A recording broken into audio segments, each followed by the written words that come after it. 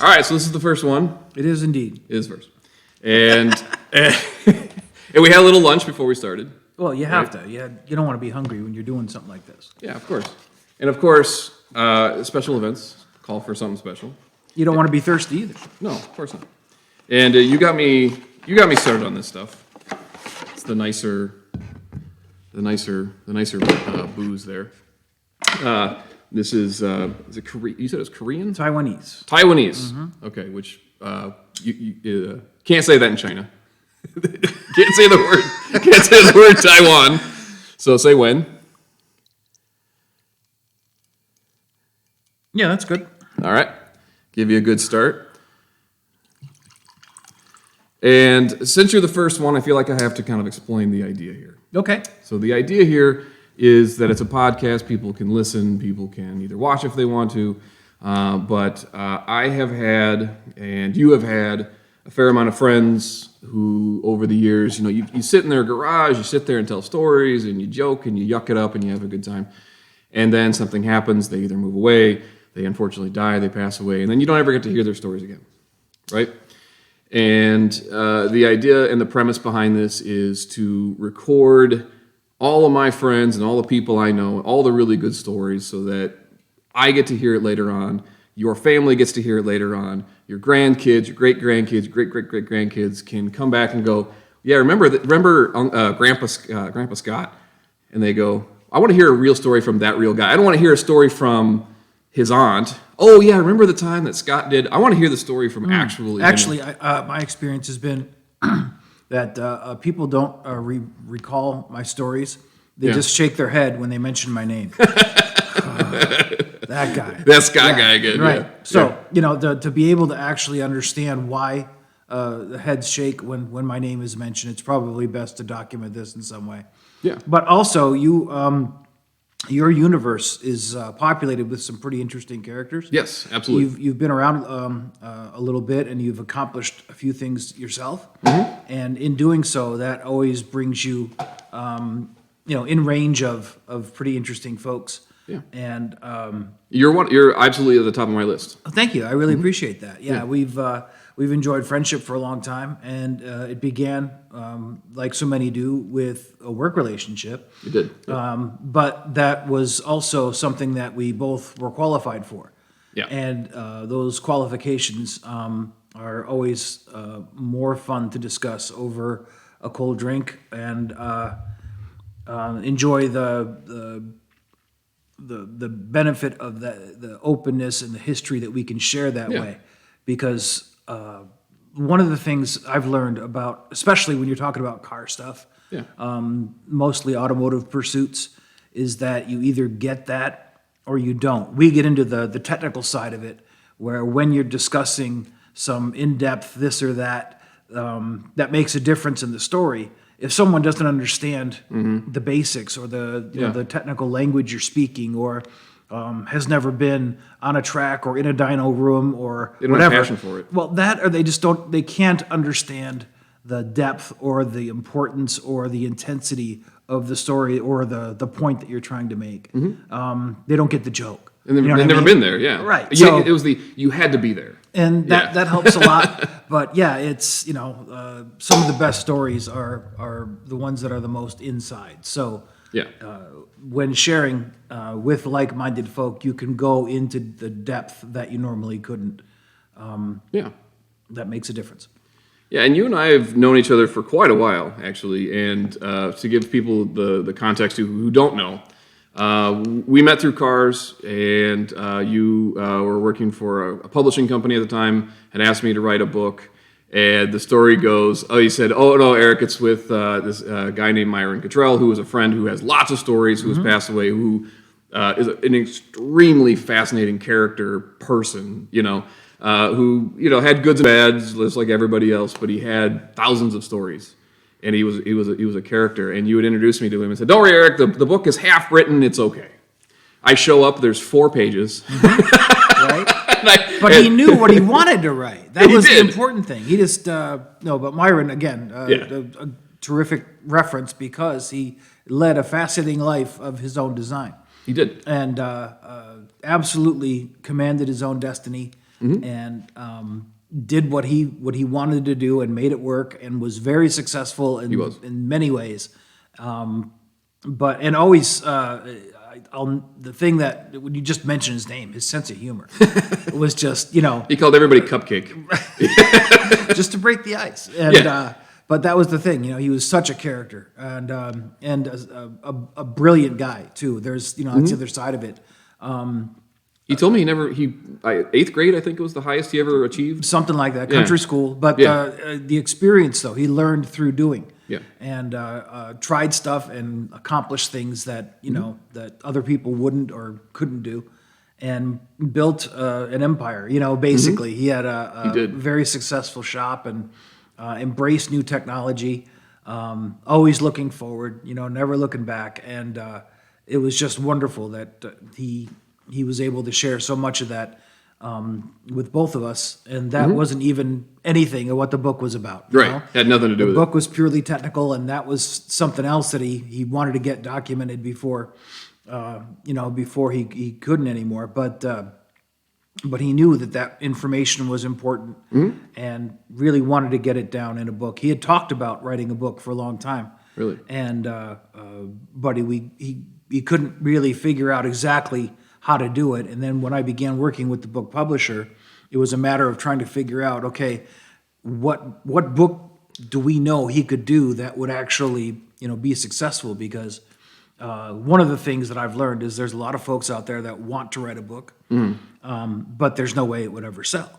Sure. And, the audience was so limited. So coming at it from the publisher side, here's an idea for a book that would sell. Now we have to find somebody to write it. It's typically how they approach things, which has been working great for them. Yeah. So once we latched onto a subject that I knew Myron was comfortable with, then it was just a matter of pulling it all together.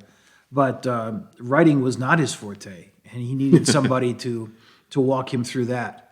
So he was a terrific resource, but I learned quickly that it wasn't going to be easy for him to get it all hammered out. So, brought you on board with that.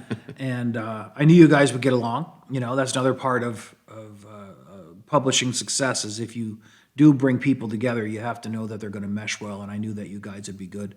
But it ended up working out really well. And then that kind of opened the door for you to get some other books accomplished as well. So yeah, absolutely. It's all been good.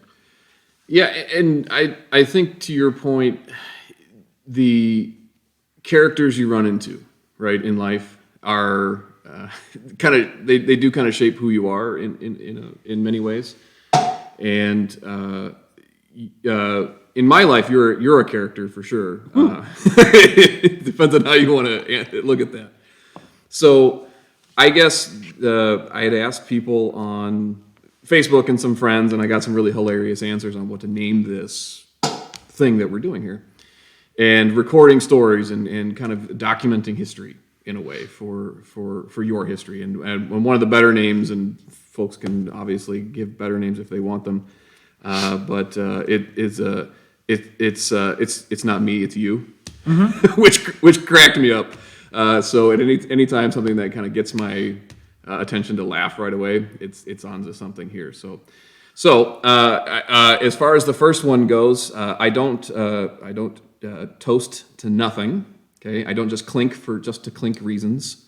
So as we kick this off, and you start telling whatever it is you want the world to know about you, or whatever funny stories or sad stories or whatever stories you want to share, this toast is for you, and to you, and to the future. Let's drink to that. Absolutely.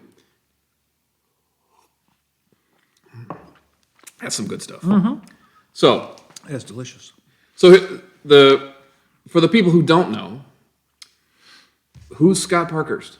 Oh God, nobody really. That's truly.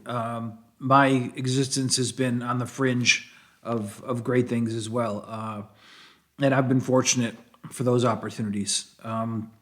But growing up in a little town outside of Buffalo, New York, didn't really offer a wide range of opportunities for me, and it wasn't necessarily.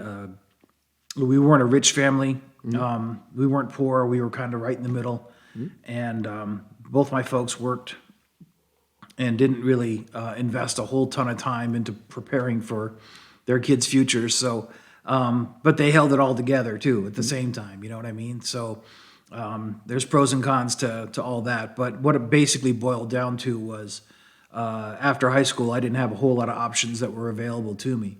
So I kind of had to take control of my own destiny a little bit earlier than most. And I was 18 for, I think, 3 weeks. When I left home and joined the Air Force, and that was a terrific option for me. It provided a lot of opportunity professionally, in that I was going to learn how to repair aircraft. That was something that was fascinating to me. I was already an avid car guy. I had gotten a 58 Impala when I was 14. Needed a lot of work, but that's why I could afford it. And it was a car that my dad really loved. He had one when he was younger. So while I wanted this really cool Cutlass that was also for sale, the muscle car thing wasn't going to happen. And but the 58 Impala qualified. So as a young automotive enthusiast, I got to begin living my dad's dream, just so I could have my own car. Sure. Unfortunately, that was so much a part of his dream that he really wanted that car more than I did. So when I left home, I left the car, and he inherited it from there and did his own thing with it, which ended up being great. He had a lot of great times with that car and loved it the way he always wanted to enjoy it. So that was fine. In the Air Force, I did wonderfully. I learned a whole lot, and ended up getting stationed in Southern California. And it wasn't by chance. Again, I took control of my own destiny a little bit. In the school system, the training, when you're learning how to repair aircraft, you're given the opportunity to trade orders with someone else who's at the same level. Okay. So I had orders to Europe, and pretty juicy, but I didn't want to go. I wanted to go to California because that's where all the cool cars were. Sure. And there could be worse places to be. No question. Than Southern California. That was always the thing, though, was that I wanted to go to California because I had a subscription to Hot Rod Magazine, and that's where all the cool cars were. Yeah. Right? So that's the place I wanted to be. I wanted to be in Southern California, and I was fortunate enough to find somebody who had orders to Southern California who wanted to go to Germany. And so we were able to trade orders, and I ended up going to Southern California. And I'll never forget it. I got off the airplane in Ontario Airport, and while I was waiting for the Air Force bus from the base to come and pick me up and bring me to the base, a Studebaker rolled by, one of the later Aero coupes. Yep. And it was bright turquoise. It was lowered. It had a set of polished center lines on it, and it sounded pretty healthy. And I was just like, I'm here. Yeah. You would never see something like this being driven on a weeknight in Southern California. Yeah. I'm sorry, in near Buffalo, New York. This must be Let alone Southern Germany. California, right? Right. So yeah, right away I knew I was at the right place, and Right on. this old studi welcomed me to Southern California, But yeah, showed up, and then right away I was looking for cars and looking for car culture and just wanting to embrace all of it. And this was in San Bernardino, which is a bit east and a bit inland of LA proper, but that's where the air base was. So you take what you get, but there wasn't any rust there, which was the first big eye opener. And there's car culture all over Southern California. So I was able to dive in, with everything but money. I had all the enthusiasm in the world, and not a dime to spare. So there's only so much you could do, and of course I would want to do these big projects that I could never afford to finish. So I ended up horse trading around a little bit. I got into the Mopar stuff, and that was awesome because having kind of been raised more in the Chevy vein, I love the Mopar muscle cars, and really wanted to learn a lot more about them. And I got a '69 Charger RT from the original owner. Great price, and because I was in the service, they let me make some payments on it until I could get it paid off. Sure. And then I was able to get the car. So right away, the original 440, probably had it for 600 miles before the timing chain went. And so it was time for an engine rebuild, right? And which was customary for those cars. of course, I mean, yeah, typical deal. You know, 500 miles on a rebuild. Well, you know, the plastic chains, you know, Sure. the teeth to keep them quiet. Yep. And so, yeah, that was what let go. And fortunately, it wasn't at speed or anything. I was idling when it happened, so no major damage occurred as a result of that. But yeah, you know, they have the auto hobby shop on base with lifts and tools available. Oh, really? I didn't know Yeah, that. yeah, absolutely free. So I wow. got the car over there, and they did have to charge me to store it there while it was down. But I would voluntarily do work to clean the shop, and they would apply that against my storage bill. So okay. I kept it affordable, and met some other great guys that were also working on their cars. There's always a bunch of cool projects going on in there. Yeah. So you got to right away, you know, find the other motorheads on base. Yeah. And you know, we all helped each other out a little bit with what we were doing. So that all worked out pretty good. And I was able to get most of the engine rebuilt in my room. Oh, really? Yeah, in my dormitory room, which was funny and something that all my Air Force buddies remember fondly, because I had the Max Wedge cross ram, 63, 64 Yep. Max Wedge cross ram unit that was polished, and I got it because it was polished, and therefore it couldn't be returned to original. Yeah. So the restorers that were looking for those pieces had no interest in it. Yeah. It was actually worth less because course. somebody had taken the time to polish It it. was fancy. Worked fine for me. Yeah. So they had this polished, you know, Max Wedge cross ram with, you know, with new hollies on it and velocity stacks, you know, on the table in my room, and attracted a bunch of attention. So it was funny because fortunately, my first sergeant who'd inspected the rooms was a gearhead. He understood Oh, sure. things. And he said, "Is there any gas or oil in this?" And I said, "No, it's all brand new." Yeah. It's dry. And he was like, "Well, then, you know, it's a piece of art as far as I'm concerned. You know, there's no danger for it being here." Sure. And I had the long block or the short block in my locker. So again, it was perfectly clean. It was Yep. all wrapped and everything was nice. So, you know, once I got all the parts and pieces together and could finally get them transported, the challenge of getting everything out of the room Yeah. was greater than bringing individual parts in and assembling them there. So that was actually pretty funny. But a friend offered up his skateboard for us to put the short block on. Oh, yeah. And then wheel it out of the room, down the hall. You know, Yeah. made a ramp to get out of the building, and then into the parking lot where we could get a cherry picker on it and get it lifted into a pickup bed. But it was always an interesting time with, you know, doing stuff with no money and, you know, Yeah. no anything. It was just always such a challenge. But eventually, you know, after a few stops and starts, the engine got going right, and I ended up selling the Charger and got a '63 Polara, which was a lighter car. Yeah. And it already came with a built 727 and a 391 Posi. And I, you know, pulled the 383 out, and the 440 dropped right in there. So that ended up being the car that I built. So it was, you know, for a very first project, it was pretty aggressive, and Yeah. it took forever. It took my entire enlistment to get the car running. But it ended up working out. You know, I ended up having a pretty good car that I Yeah. really enjoyed for a while, and it ran at the altitude at LACR was running right at, you know, right at 12 flat. So Okay. pretty strong. I was gonna say that's pretty quick for especially of that era. Yeah. This was the '80s, so I mean that was Right. a pretty quick street car at that Yeah, time. that's you very know? quick. So I really enjoyed it, and that, you know, really set the hook, as if it wasn't set already. But I really wanted to do more automotive stuff in my career, but I already had this aircraft experience. And then right out of the service, as soon as my enlistment time was done, I got picked up at Douglas Aircraft in Long Beach. Okay. And to build brand new commercial airliners. It was a union job. It was, you know, steady pay, and it felt like a good career move at the time. Yeah. It makes sense. Yeah. Right. Yeah. a lot of my Air Force buddies were doing the same. Yeah. Some of them had gotten out obviously before I did and went over there and they said, hey, this is a great deal. So yeah, jumped on board with that and was there for another 5 years.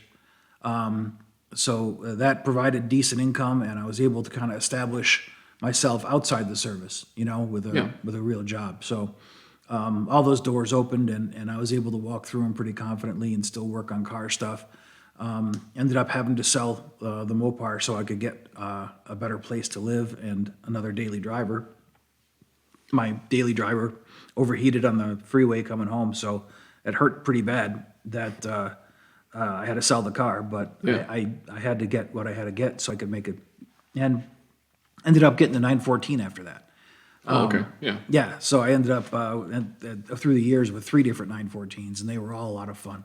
A completely different mindset than I was gonna say that's a totally different trajectory than a Polara, right? than a Plymouth, right? Dodge. Dodge. But yeah. Okay. Yeah. But yeah, the V8 muscle car thing was that's really where my heart was. But these little sports cars were a different groove completely, and it was something that I wanted to explore.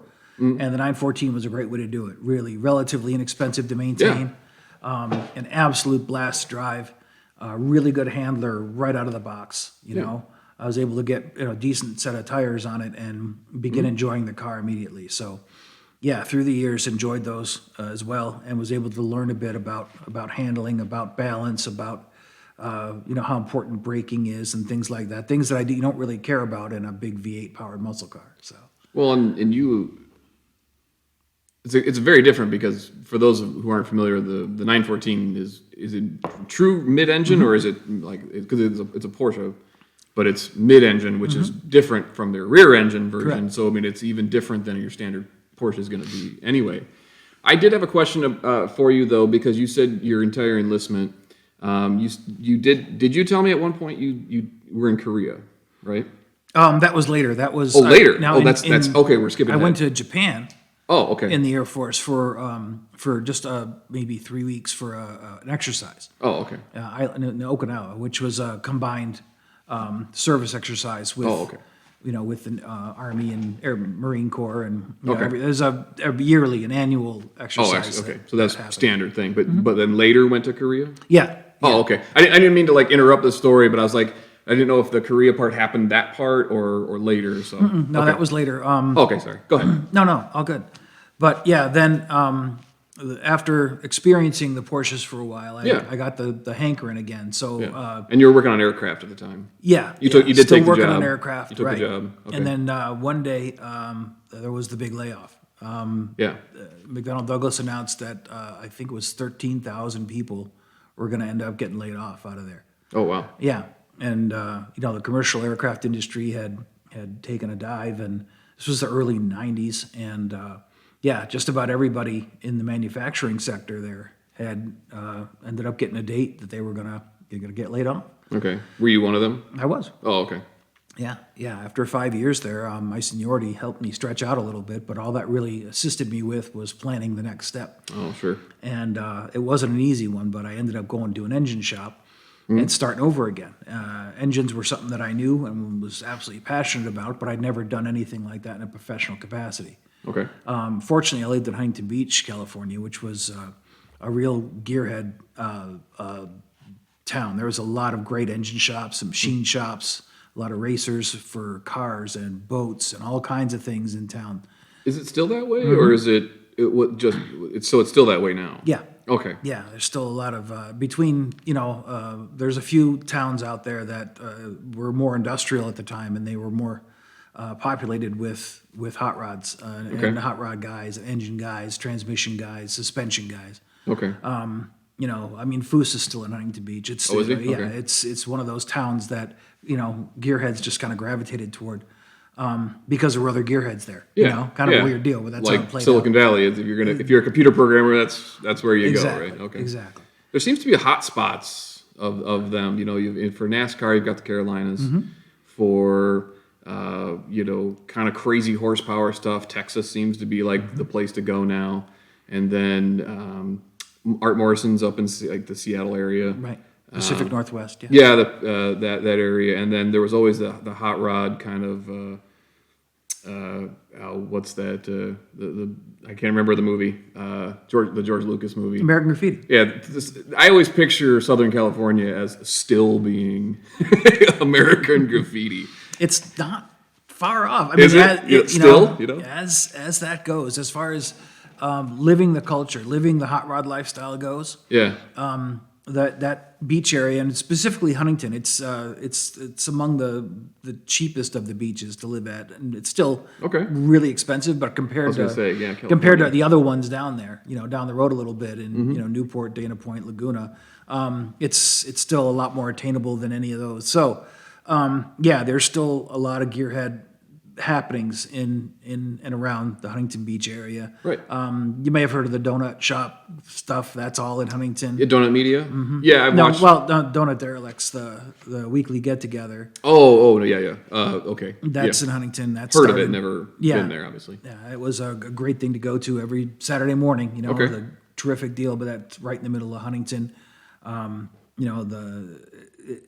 They were doing a whole lot of the COVID cruises as well. Were based out there. Yeah.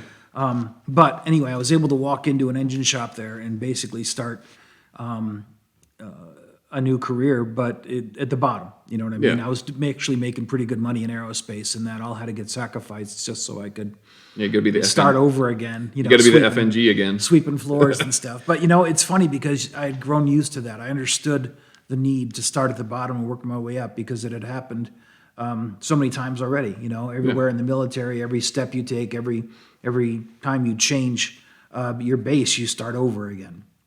And it's just, you understand, this is just I have to pay my dues first before anything positive can happen. So sure, that's what happened. And then I moved from shop to shop and did that for a couple of years until I had gained some experience and some different flavors of high performance engines. The first shop I started at, we were doing Trans Am and Busch Grand National, ASA stuff at the time. Yeah. And then the next shop I went to, we were doing mostly four-cylinder Cosworth stuff for open wheel cars. Yeah, that'd be fun. Yeah, the old BDAs and BDBs and YACs, and also active in Toyota Atlantic, and did some other experimental stuff that was pretty neat. So, and this is the 80s, like that's the time period we're talking about? Early 90s. This is early 90s. Okay, so we've skipped it. Okay. Yeah, we're 93, 94, 95-ish right in there. So technology has come a long way since. Oh, sure. Yeah. Okay. Yeah. So we're in that kind of like pre horsepower race, right? We're coming out of the 70s, and 80s, which is just a dark time for automotive anything, really. Right, but the hot new stuff then, EFI was a very big deal. It was still very new. Yeah, right. And the shops that I was working in had embraced that completely. Yep. It wasn't as popular as an aftermarket unit yet. It was still kind of special. Motec was like, the big secret company that everybody wanted to get their stuff. Electromotive was doing amazing things already. Whipple was a new company. Their superchargers, the screw charger stuff that they were playing with was a big deal. They're big now. Whipple's huge. Not quite a household name, but right. But pretty at close. The time, this was when they were just really kind of grabbing a foothold on their own technology and making stuff that was better than everything else that was out there. But yeah, terrific times. It was pretty exciting. And then from there, I moved to another shop that was doing offshore boat racing stuff. So going from these little four-cylinder, basically modified Pinto engines, right? Right. But then, 4-valve, double overhead cam, good quality stuff. Yeah. Right up to a 598-inch motor with a big supercharger on it, making 1,500 horse. Those like cigarette boats kind of thing. Exactly. The big, I always picture the cartels. Yeah. With the buying this. There's that, but yeah, the unlimited offshore racing boats. They that definitely did not have cocaine in them. No, not actually. These were the legit guys. Some of them, were working right with the manufacturers. Yeah. But yeah, a lot of different class boats, a lot of different speedboat stuff that mostly big block Chevy based. Yep. But really big blocks, and then with turbos and with blowers and all that stuff. And the great thing was that temperature wasn't a concern on those because you had this unlimited supply of ice cold water that you could keep the engines cool with through an intercooler. Yeah. Between the supercharger and the engine, you could run a bunch of ice cold water through that and cool down the incoming charge. And these guys would have like multiple motors. Like they'd have 2 or 3 of these. It depends on the class, the unlimited guys, they would either run 2 or 3 of those big motors. I mean, geez. I mean, just the front half of the boat had to be all fuel. Pretty much. Yeah. That and crew. They had typically 3 across crew.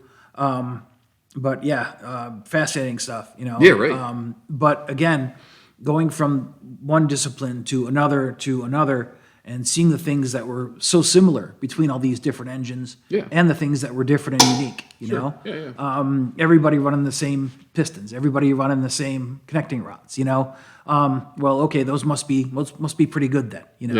Kind of a monkey see, monkey do, like everybody copying each other sort of bit. A forged H-beam rod was good for pretty much anybody. You could do all kinds of great things. So it's like, is that an option? It should be then, because that's working really well now. Okay. Seeing some of the cam stuff, everyone's running solid rollers. Well, maybe there's something to that, If it works, right? Well, especially when the rules are unlimited and you can run whatever, and that's what everybody seems to choose in multiple different disciplines. Yeah, there's something to it. You start seeing the same names over and over again, especially in Southern California, everybody going to the same crankshaft people, Oh, yeah. Well, there must be something to a Sonny Bryant crank, because everybody seems to run them no matter what discipline you're trying to compete in. Sure. You start seeing some stuff, and it all made sense, in the grander picture, when you understand the quality and the effort and the demand that is required in these disciplines. And none of this stuff was inexpensive. The guys in the shop weren't making a lot of dough, but there's a bunch getting spent there, and you understand that to really make it in the engine business, you've got to be the guy that puts your name over the door. Yeah. And put your stuff out there and hope it's better than everybody else's. And again, that was something I could never do. I realized that I was learning a lot, and I wasn't making very much, but I loved the education. Yeah. And anything I could do to make a little bit more dough, I would. Now, did you want to be the guy with your name above the door? Well, or did you not give a shit? It was a dream, though. That was the thing. It was Okay. like, if I could learn enough to have the confidence, and then you look around the shop at the machinery that, that these guys have. Yeah. And it's just like, wow, you've got a whole in-house machine shop, and you still got to send stuff out, to get balanced and to do this and to do that.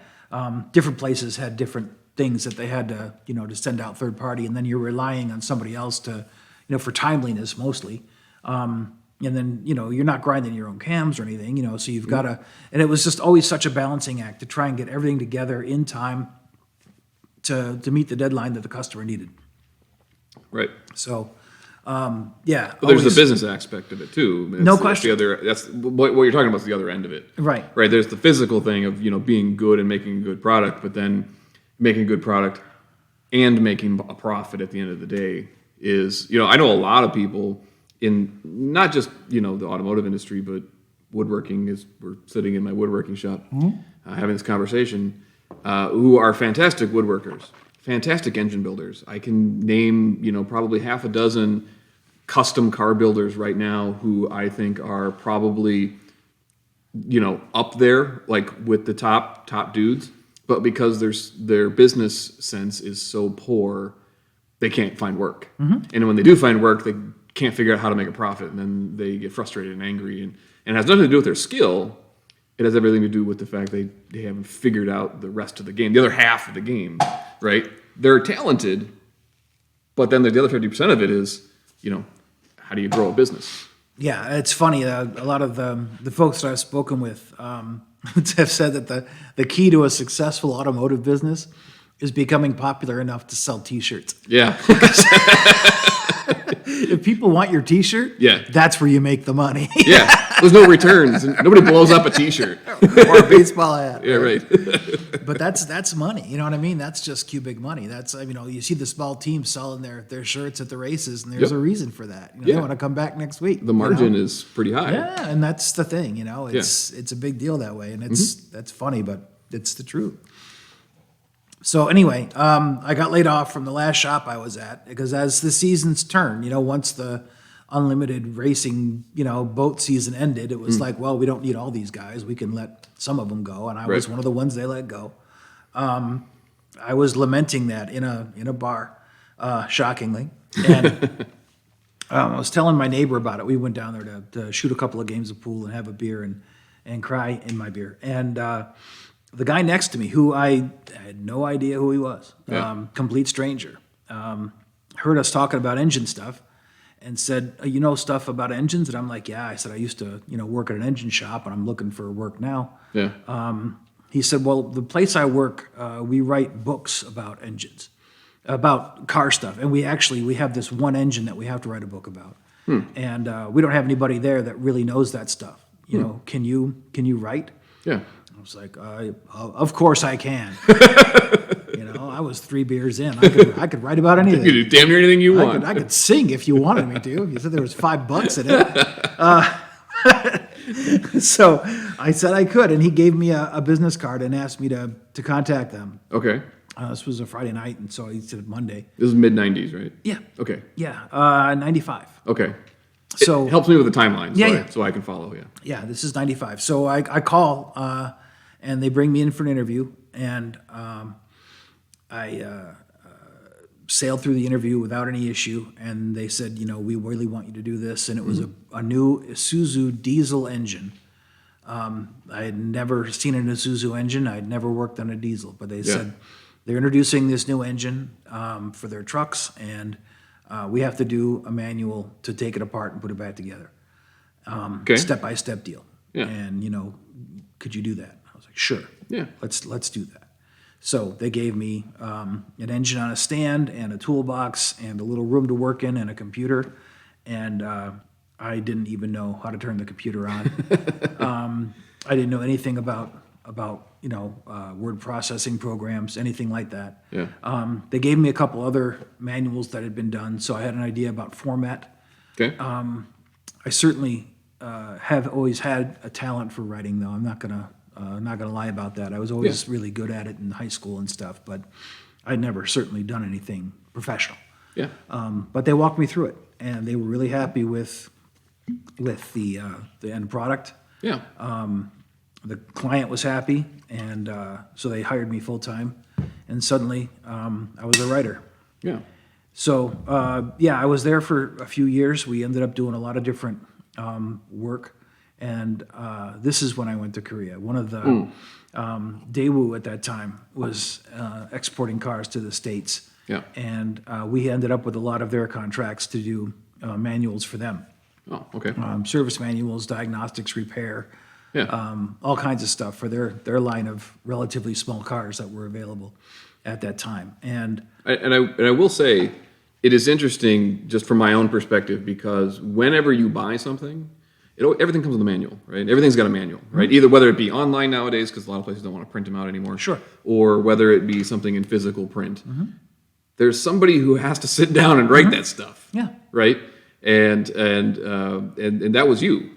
For Daewoo, essentially, at the time, yeah. Okay, you're the guy behind the manual, Right. And I kind of sympathize with you because they usually don't need the manual written until it's about to launch, when they're ready to send it, right? So you are the second you get the engine or you get the assignment, you're already 6 months behind.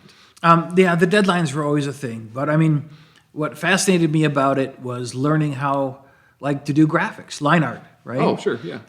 We had to do line art, but the way we did line art back then. I was gonna say mid-90s. How you right? You don't have Photoshop. You take a picture of the whatever. Okay. Right. Yeah. And you put tracing paper. Oh over yeah, it, of course. Right. Yeah. And you trace what you need, Yep. and then you scan that, and now you've got line art. Right. Right. It's hilarious, but. And who's the David, the guy who did all the GM cutaway stuff? I'm a huge fan of his stuff, and his art blows me away. I can't remember his name. Yeah, it's incredible. I know who you're talking about. There's a couple of guys that have made careers out of that, but Absolutely beautiful stuff. Yeah. But this was nowhere near that good, I assure you. Daewoo alternators and belts, Not that fascinating. not that great. You're telling me an alternator and a battery charging system isn't Not No. blowing your hair back? But it was funny because with this Daewoo deal, they were also exporting to England. Okay. And so right-hand drive.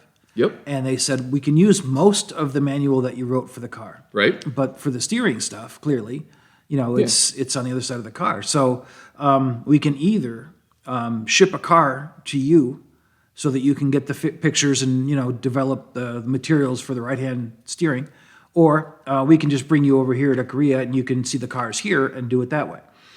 So that ended up being much less expensive. So that's what we did. Yeah. But I'd take a free trip to Korea too. sure. Yeah.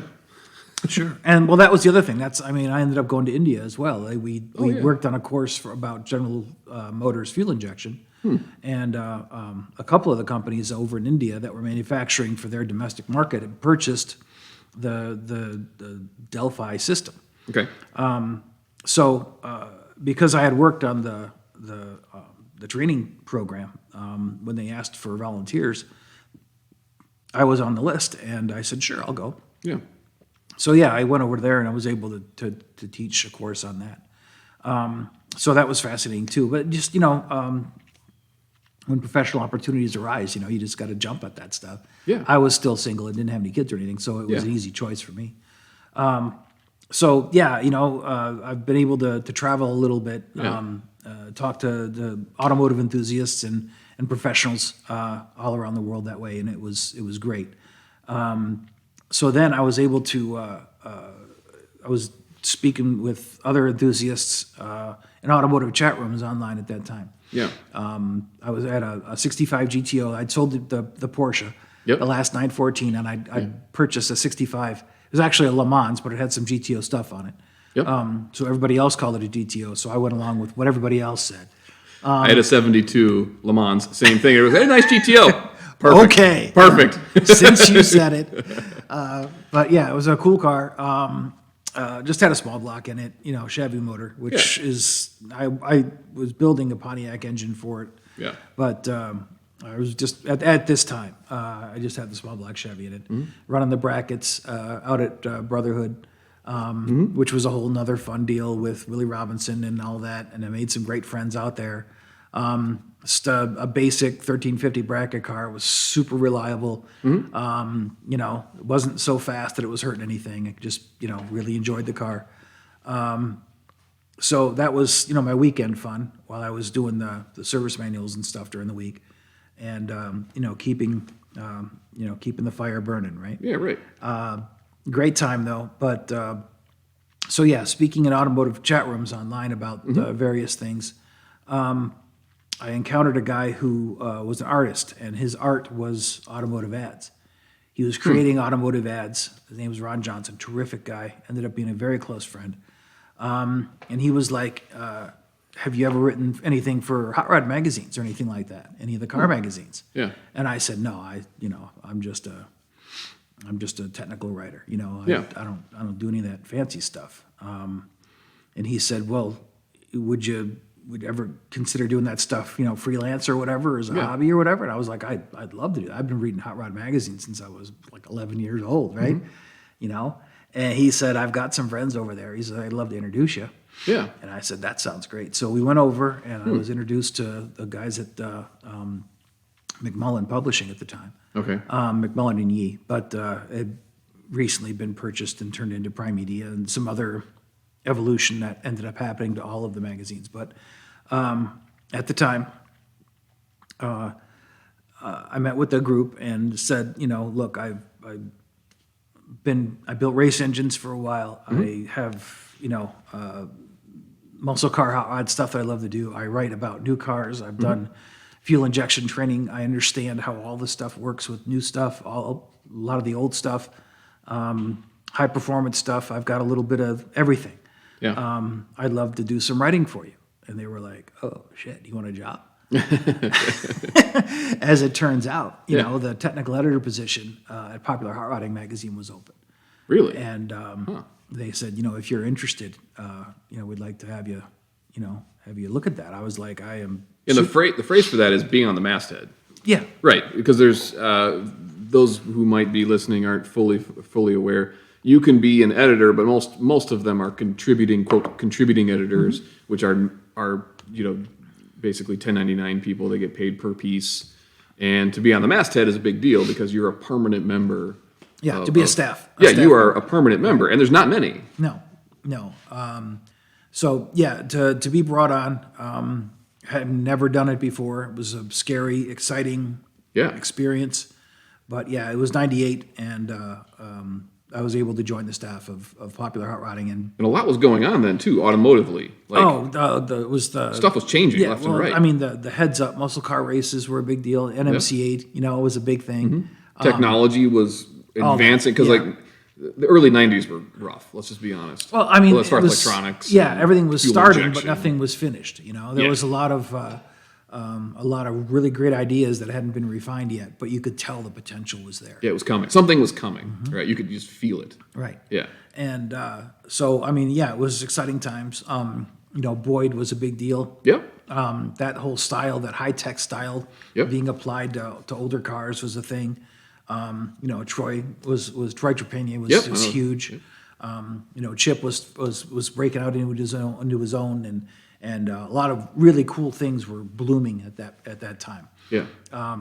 But the street legal heads up drag racing thing was big. Busey and Christian and all that stuff, and all those terrific guys, and so Popular Hotrodding dipped their foot in that pool, and I got to go cover a lot of those races. Yeah. And meet a lot of those guys, and it was so cool. Meeting the guys that I'd only read about for so long. Right. And because I was an engine guy, that ended up being a big part of what I worked at as well. I was working with Randy Fish, who was the editor at the time, and he was super enthusiastic drag race guy. So he would always want a lot of the NHRA stuff and IHRA stuff for that matter. And he was a avid drag racer. And then I also worked with Cam Evans, who was a super talented driver and was way into the handling stuff, and that was the very beginning of the pro touring movement. So he really had his fingers on the pulse of where all that stuff was headed. Yeah, and Cam still was into it, like into the late 2010s and stuff, like, because that name sounds very familiar. I feel like I've talked to him. He's still in it, right? Yeah, but didn't he do like Mustang stuff, or I'm thinking of somebody else? Oh, he did a lot of different series, but mostly I actually was he's done a lot with BMW stuff. So that's where that name. Okay. Yeah, he works with Bimmer World with James Clay over at Bimmer World did a lot of driving on that team. And, got it. That's where that name. Okay, yeah. I knew that name sounded familiar. I was like, it feels like he's still doing stuff. He still does. Yeah. Okay. He's CEO of a company now, but he's found success on the track as well, and he's doing a lot of stuff over in Europe. He goes over there to compete a lot. So but he was always a talented pilot. So this was earlier when he was still learning a lot of stuff. But it was great working with him and Randy on the same book. We all had our own niches that were cool. Yeah. So like when I got the chance to go work with Mondello on an Oldsmobile story, or what I mean. Work with Dick Landy on a Mopar story. It was great. It was terrific. And then in 2000, we came up with the concept for the Engine Masters Challenge, and that was all me. That was my which is still going. Project. No, it's all gone now. Oh, is it gone? I swear, like maybe a year or two ago, I saw something about it where they still were kind of keeping it alive. But the Engine Masters name is, as far as like doing research. Yeah. But the challenge is gone. But the challenge itself is no longer. Yeah. Because the challenge was a very interesting piece. Was that your idea too? Yeah. I wrote all the rules for it, and I was the referee in the first few years. Really? Mm-hmm. So were you involved, like taking engines down and like measuring, taking calipers, the pictures and doing all the stuff, making sure that they were legit, and, right? And all the stories and everything. Yeah, that was all my deal. But yeah, I came. So for those who are not familiar, who may be listening to this, the engine. Tell us what the Engine Masters Challenge was. The Engine Masters Challenge started off as a competition for cash money. That was what made it functional. They were offering a lot of money to it. One point. That was the hook. That was how we were able to do it. I worked with Mike Simpson on that. We'll come around to it, but the idea was to have a dyno race right? And so it was like, okay, we want to pit engine builders against engine builders. And a lot of this came from my experience working in different engine shops. Sure. Where I knew really talented guys in different disciplines. And it's like, well, the guys that build those boat engines would never race against the guys that built those open wheel engines. But they're both brilliant guys, right? So where could there be a common ground where they could compete against each other? Okay. And it was like, well, if the engine was the same size and ran on the same fuel, and did the same day, and all that stuff, they could compete against each other and see who did the better version of that limited engine. And it wasn't just peak horsepower, right? No. Well, that was the other side of it too. Yeah. I talked to a whole bunch of different people in the industry, and I was like, how do we, how do we do this best? Because you could peak the crap out of some of those motors, but they'd last one pull. But that was the thing. It was like, to average the power under the curve would be the deal, right? Yeah. So it was like, okay, come up with a reasonable RPM range, and then torque and horsepower are both valuable, right? Right. So, what I came up with was, okay, let's do this for street guys. It all had to be for street guys because that's our audience, right? Yeah. So like 2,500 to 2,500 to 6,500. Okay, that's pretty close, right? Yeah. And so then it was like, can we even pull engines down that far? So I had to talk with Superflow and stuff and come up with, a way to get everything dialed in on these, dynos across the country that we were going to use to qualify to ensure that everybody had, quality dynos that could pull down that far, and they understood what the challenge was. Yeah, and for folks who are not familiar, most race engines don't really make power until like damn near top end, right? Well, that's where they keep them. They keep a sweet spot between like, depending on the race series, of course, but like most within damn near close to red line or within red line is where it makes the well, they have a very limited window where they really have to work well. Yeah, and 2,500 was the silly part. That was the thing that nobody. But if you're a street guy, right? Well, yeah, you're stoplight. Where's your converter? You know what I mean? Yep. Your converter's going to probably, a trick converter is probably going to start working about 2,500, which was, what I based that number on. Which makes sense because that's your audience. Your audience is the whole thing. I mean, how many cigarette boat guys are reading magazines? Let's be honest. They have Hot Boat magazine, but that was still not, but that wasn't who we were appealing to. And you couldn't compete with the Cosworth guys in that way. Then it just doesn't make sense. So that was the thing. Was okay. Here's your cubic inch limit, and then every part that you use on this, with some exceptions, had to have a part number on it, which means anybody could buy it. Yeah. Right. Okay. So it's like your headers, your oil pan, your intake, everything had to be commercially available. That was the term that I came up with. Commercially available. Yeah. Now, they'd have a SKU. They didn't have to be for the same thing. Okay. All right. So, like for Chevy, you could have a truck pan with Camaro headers. I don't care. Doesn't make any difference. It's got a part number. That's it. Yeah. So they didn't all have to be for one chassis. Sure. It could be for different stuff, whatever worked best, right? Yep. As long as it was all commercially available. Okay. So cams, wide open, whatever. Do you want to grind on the chambers? Go ahead. Yeah. But you got to keep the valves center lines where they came. You can't change valve angle. Okay. You know what I mean? Because guys would, cut heads open and then, remake them if they had the opportunity just to keep the part number on the end, right? Oh, yeah, they would. Yeah. Given the chance, they would, yes, they would. And so then Are you suggesting in motorsports there's cheating? No, it's creative interpretation of the rules. That's right. Whatever's not in the rule book. That ended up being a factor later. Okay, you remind me to ask you about that. Yeah, no question. But it was great though. But the whole idea looked great on paper, and we knew that until we threw it out there. We had no idea if it was going to float or not. Live fire, right? That's it. And but we also challenged the readers of the magazine. If you think you're an engine guy, go ahead and apply for this deal. Mm-hmm. So that was a lot of fun, and we threw it out there, and people really embraced it. But we had to figure out how to reward this. What's going to be the big reward that's going to make it happen? And we looked at racing. Mm-hmm. You put stickers on your car for what? When you're racing. Yeah, contingencies and contingency was the key. Yeah. So it's like, okay, whose ever parts you use is who's actually going to pay you. Yeah. All right. So now we've got to sell a contingency program to the manufacturers. Yep. Right. We're going to do this thing. We're going to do this competition, and you don't have to pay unless your parts win. Okay. Well, every manufacturer was like, well, that's a pretty sweet plan. Yeah, that's a good deal. You know, Yeah, right. so that was the deal. Was that we the hook for us then was to get contingency on every single part in the motor. You know, and then get everybody And there's a on lot. board. Well, that's what made it work. So if somebody had a completely contingency laden motor and won, Yeah. it was like $75,000 wow. to win, right? Yeah. And it was like that's pretty sweet, and that's how the whole thing worked. It had to be money motivated. You know, I was wondering where that money came from because they always have a $25,000 or whatever, prize. And I was wanting to know whether I was like, there's no way in hell that magazine's paying that. no, Like they don't have that kind of cash. they did not. Yeah. But that was the whole thing, was the contingency deal. Yeah. And so you had your first one. Yes. How'd it go? And it was terrific, but of course, there were speed bumps that needed to get worked out, and that was certainly a challenge. But we did the best we could, and it ended up getting a whole ton of press. We were able to do great teardowns on the engines. We found some super creative ways to make power, and that was also part of the deal, was that if you entered the engine, we had to be allowed to completely tear it down. Yeah. A big part of that was to verify Yeah. legality and contingency. Right. Yeah.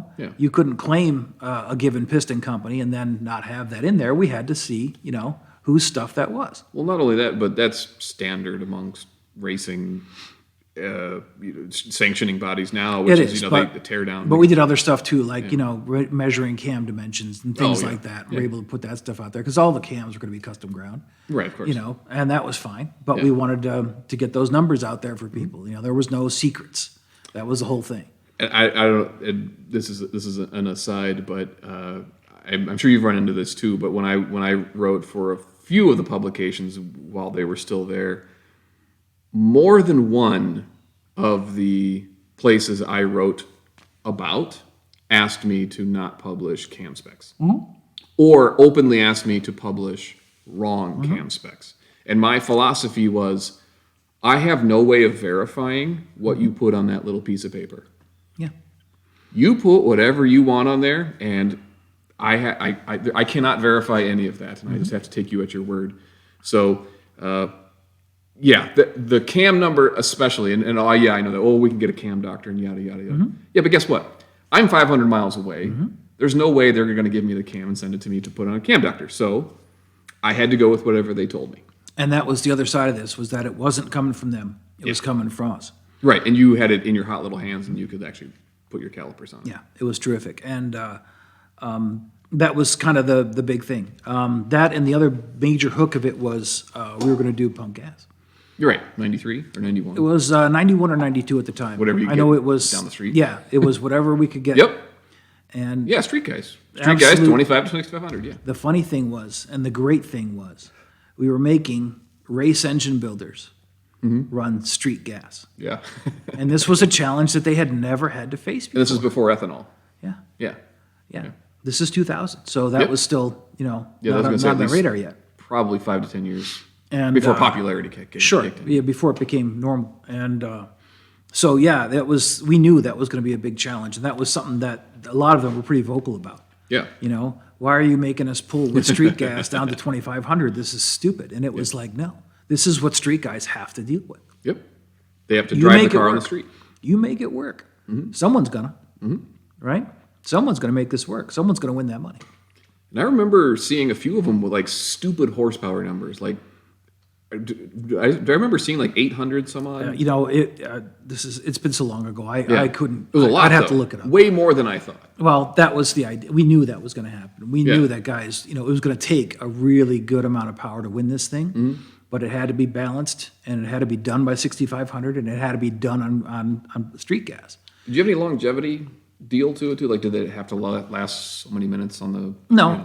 That was the other thing. We would make 3 pulls, Okay. back to back, and that's full pulls, Yeah. wide open, and that was as much of a durability test as we could legitimately throw at it. Was 3 back to back yanks. Okay. And that's something. Kind of hot cycling. A Yeah, little, just exactly. put three cycles. Okay.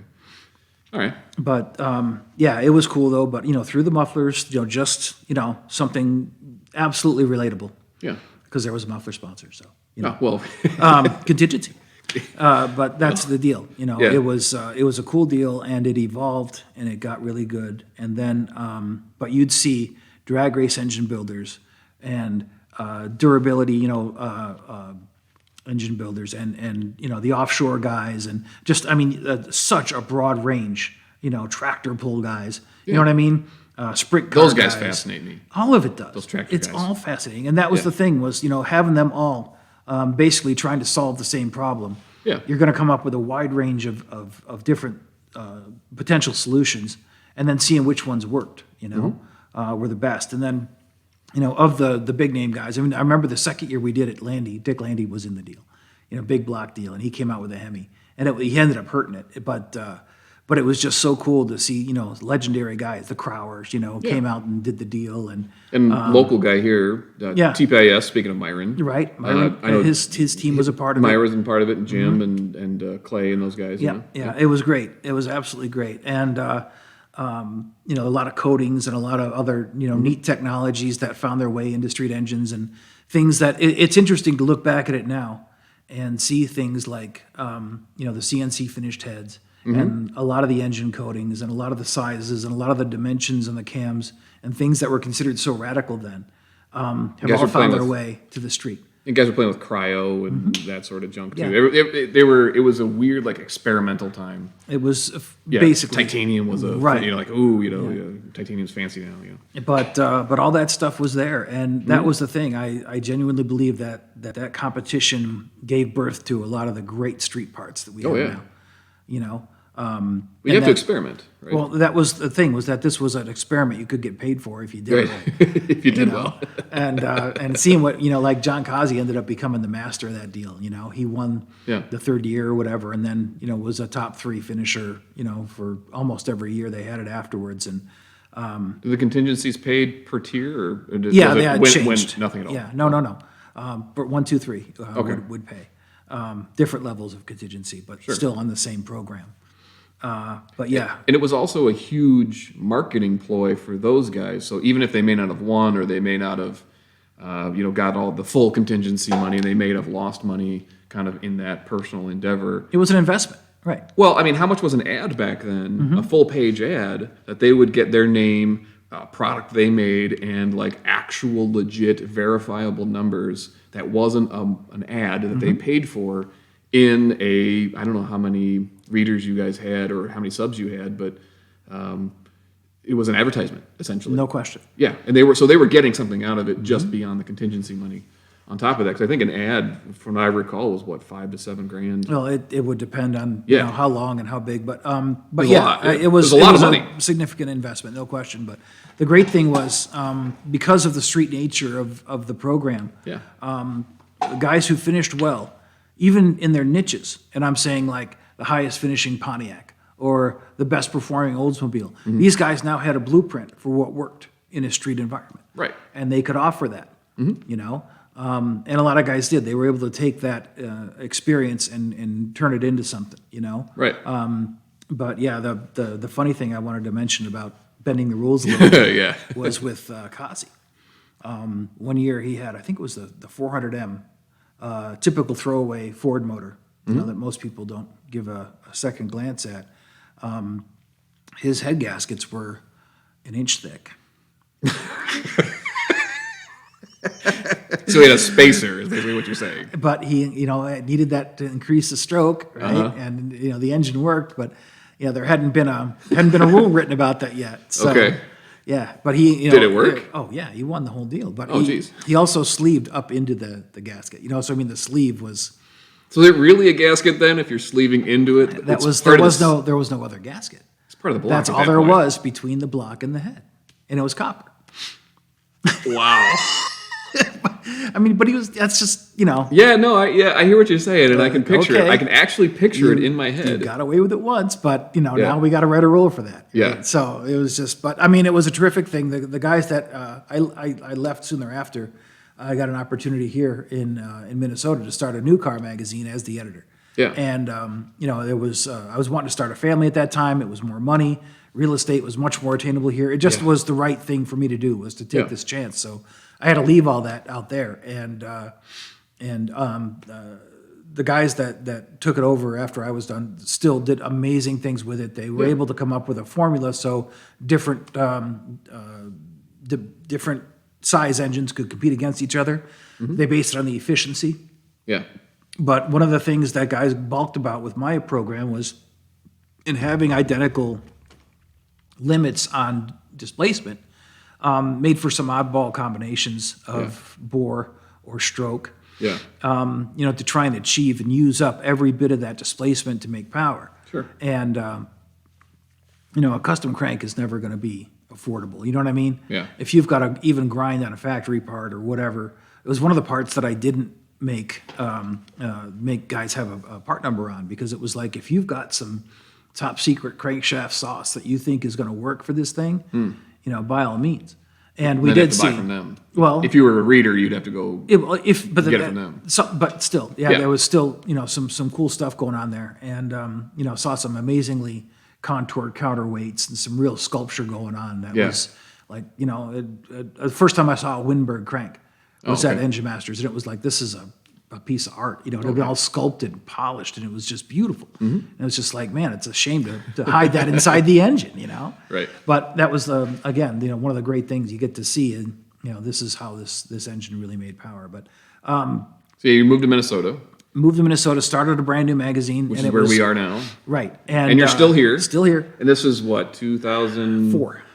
Yeah. Okay. The very so end of 2004. Right after the Engine Masters finished is when I told them I was going to leave. Okay. And This is Popular Hotrodding, right? And Engine Masters. It was a magazine then. I remember it was its own standalone. Right. But it was a what? Quarterly. Yeah. Quarterly? Okay. Yeah, I was doing 4 issues of Engine Masters and 12 issues of Popular Hotrodding at the same time. That's quite a bit. It was. 12 issues doesn't sound like a lot. It's every week, dude. I mean, You're either out in the field shooting, you're researching, you're calling, you're writing, you're dealing with people like me, who was I was the contributing editor, or associate editor, where they call them, they call them, which was a fancy way of saying freelance guy. Right. Yeah. But that was the thing, was, the way we had it set up, the only way you could do it reasonably with a monthly magazine was to plan out ahead and realize how long or how much work you had to do for the next issue, and have 25% of that turned in every week. That was, so every week you've got a certain amount of material you have to turn in, and that was the only way it worked. So that was a big deal, and it worked out. We had a great team there. But then moving here, I got to kind of build my own team, and that worked out well too. It was a completely different model. We weren't doing newsstand. We were only doing subscriptions. It was a club that you had to join. Yeah. And when you joined the club, the magazine was the big part of it that held it all together. And that was great for 3.5 years or whatever that I was there. And then the recession happened, and kind of everything started falling apart from there. Everything was moving online. And I will say, from an outsider's perspective, somebody who worked for some of the other magazines, I can say that. Can I say the name? Because it's not a publication anymore. It's Street Thunder, right? The quality of that publication, to me, was up there with almost any of them. The shame of it was, because it wasn't public. It was public everywhere. It was lesser known than some of the others. But I remember several of the cover images being like, okay, this is on par with some of the upper magazines. So unfortunately I met you at a time where I wasn't able to contribute to that piece. Because that would have been great. That would have been awesome. Yeah, we didn't meet till after that. It was a cool deal though. I really enjoyed it. The day I got let go from there, it's probably the hardest day of my life. I had a little baby at the time. We had a big mortgage we had just signed up for, and to have to call my wife and tell her that the job that brought us here and that was holding everything together was gone was just brutal. Right. So it was a pretty dark time for me, and my family, of course. But my little girl was 2, and it was just tough. So I didn't know where else to go. L.A. was where all the magazines were, and I was relocated to Minneapolis, and it was there wasn't a whole lot of automotive magazines happening here. So I didn't really know what to do. I was able to get a little bit of freelance work from the magazines that I knew. that helped a little bit. But I signed up to write a book because I knew that I could, I could make a couple bucks off of that. Yeah. So I did a book about basic, engine efficiency and horsepower stuff, regardless of make.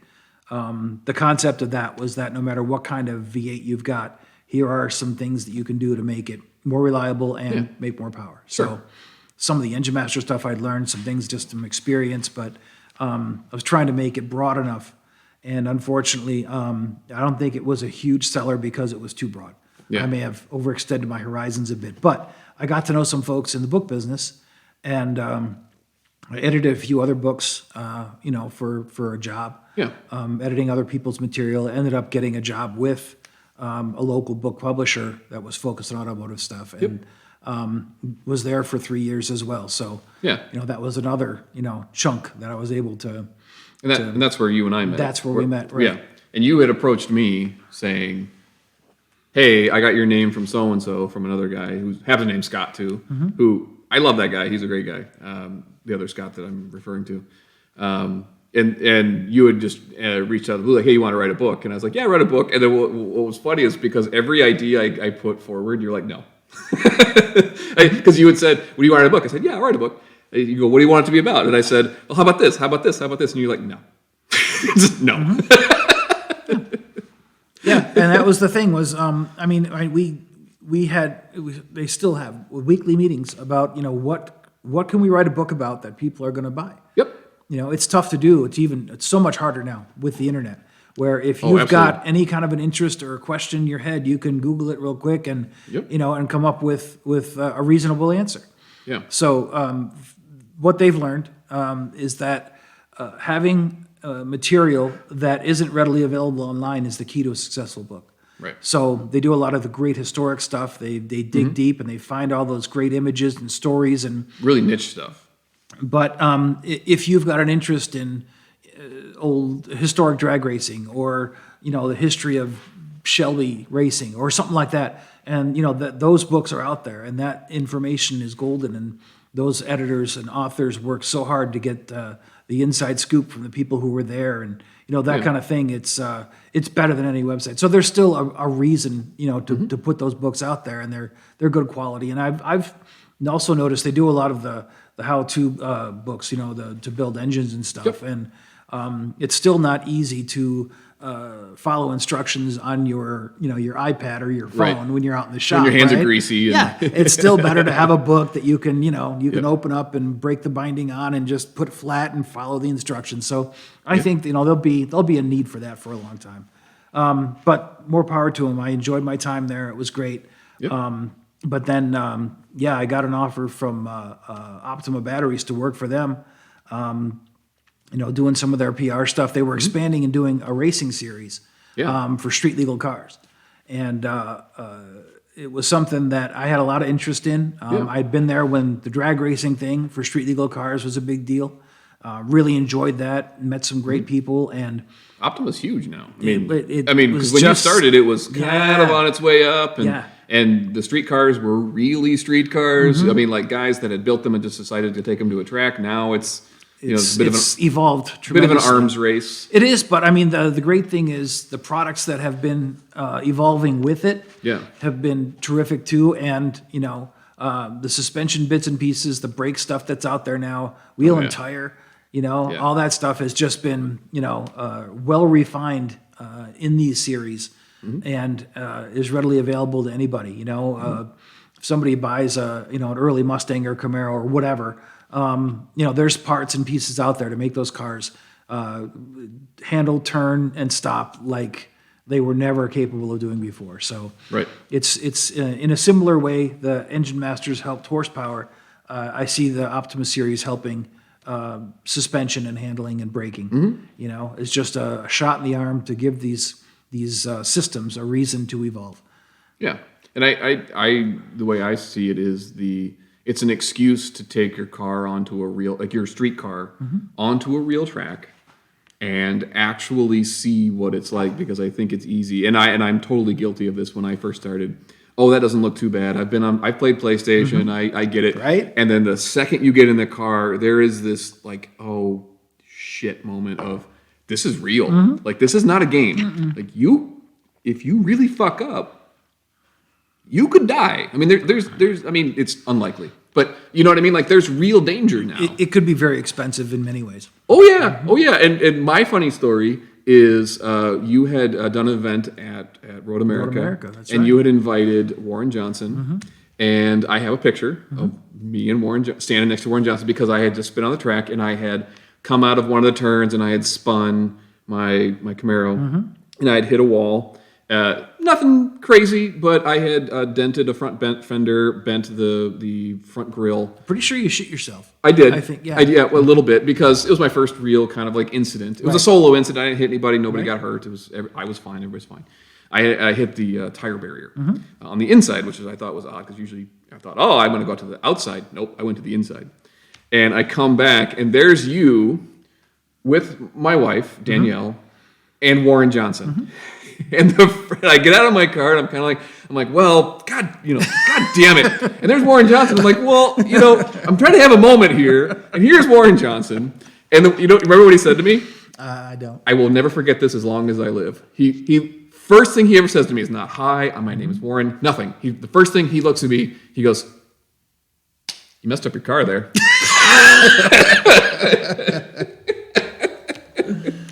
And it wasn't too bad. And I think when I took it to the body shop, I think they charged me like $300. I mean, it wasn't. That's pretty light, actually. It was nothing, right? Yeah. It was nothing at the end of the day. But literally, that's the first and like only conversation I've ever had with Warren Johnson's. You messed your car up. I got to say I actually brought him out there. I got him on board as an ambassador for the brand. Yeah.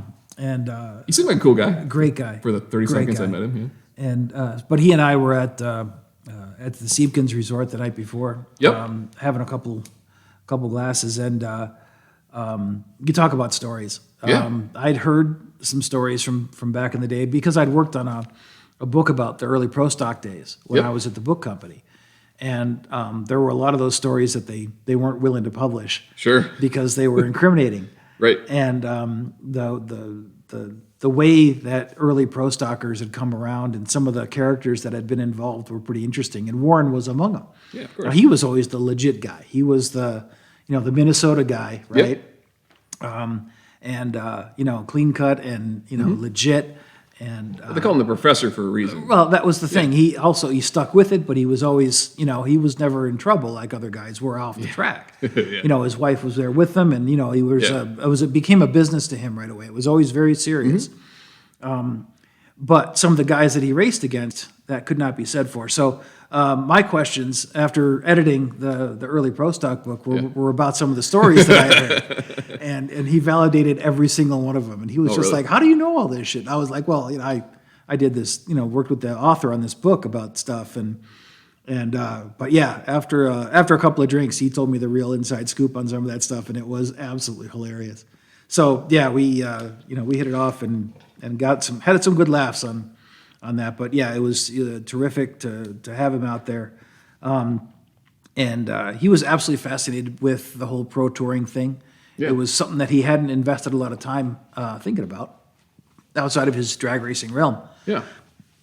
But to see a man with his knowledge and experience, to watch an event like that and get it right away, understand everything that was going on, and he's doing some engines for some of those guys. Incredibly smart guy.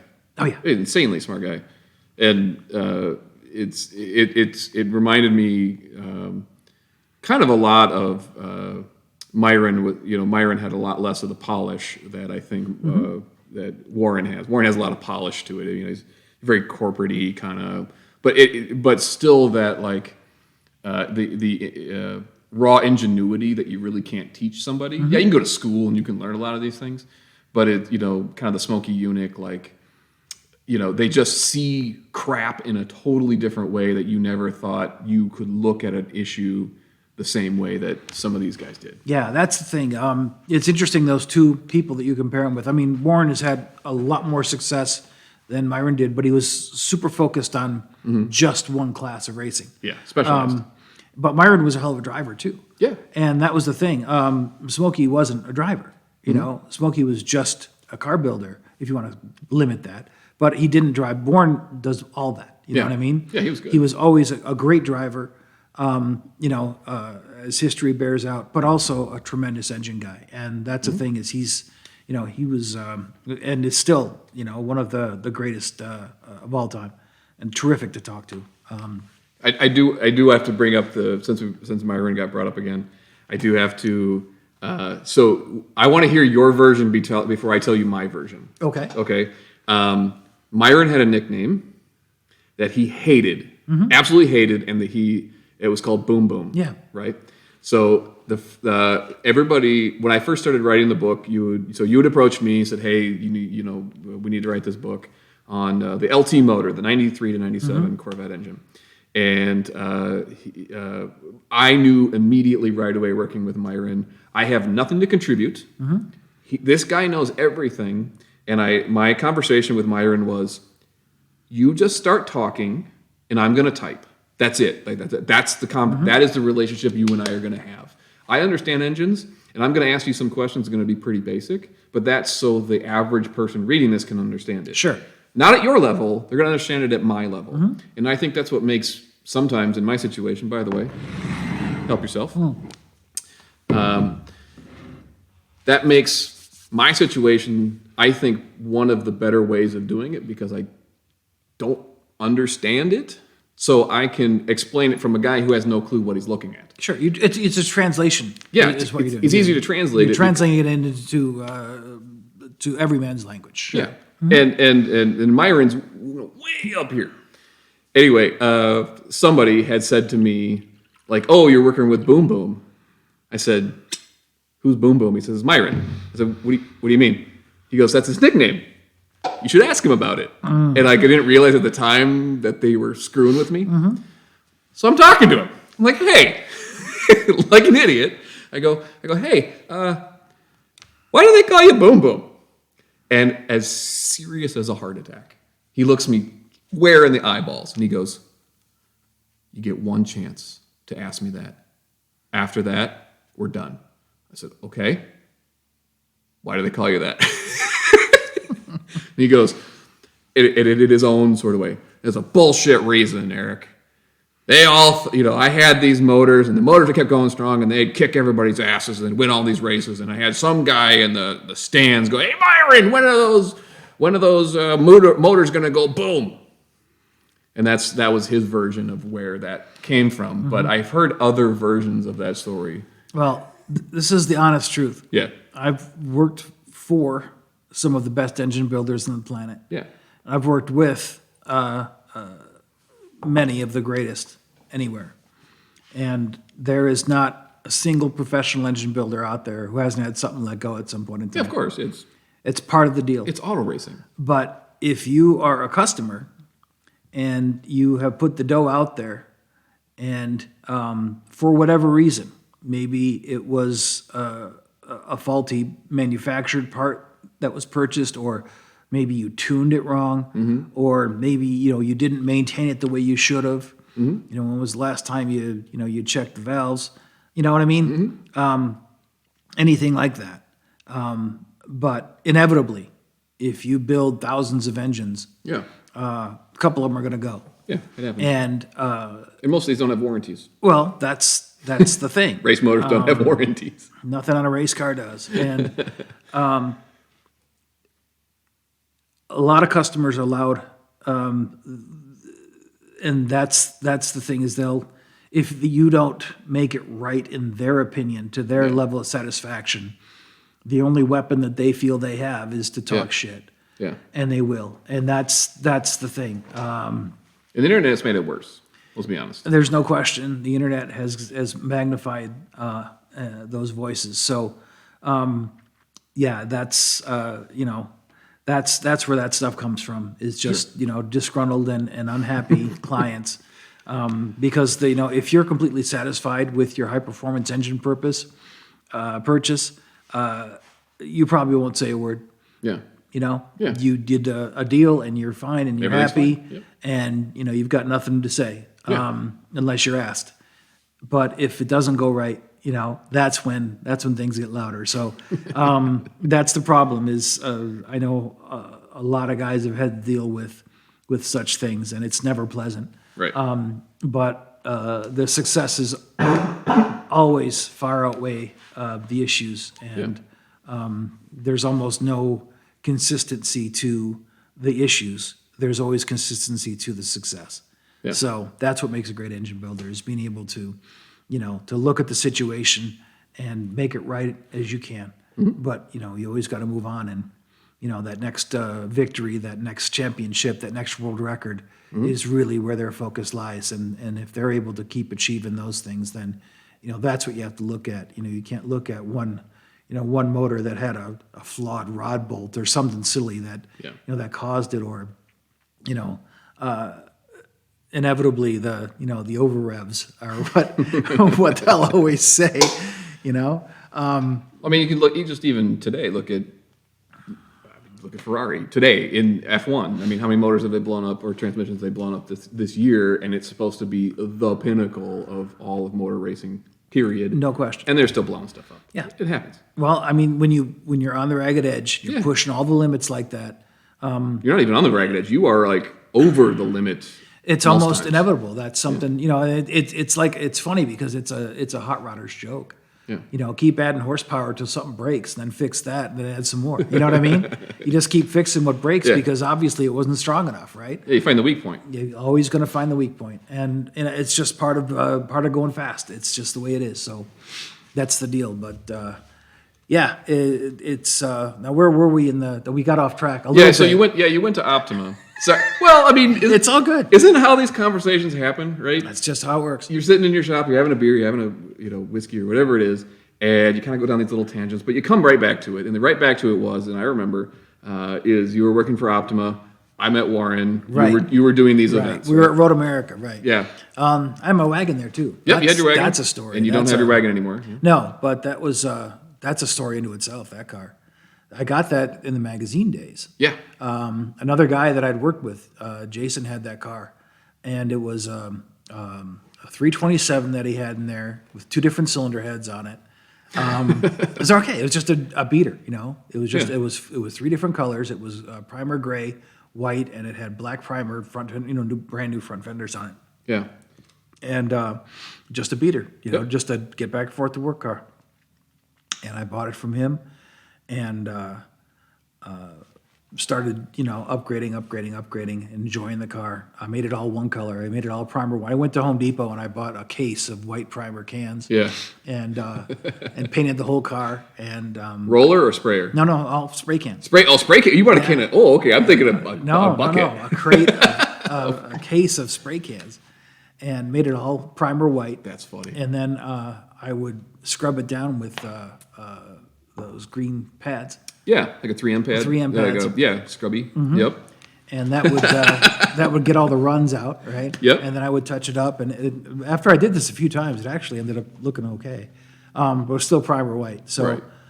But then started with the engine plan, and so just for clarification, you got this car when you were at Popular Hotrodding, right? Yeah. Yeah. So this is California, rust-free car, or that sand blast, whatever.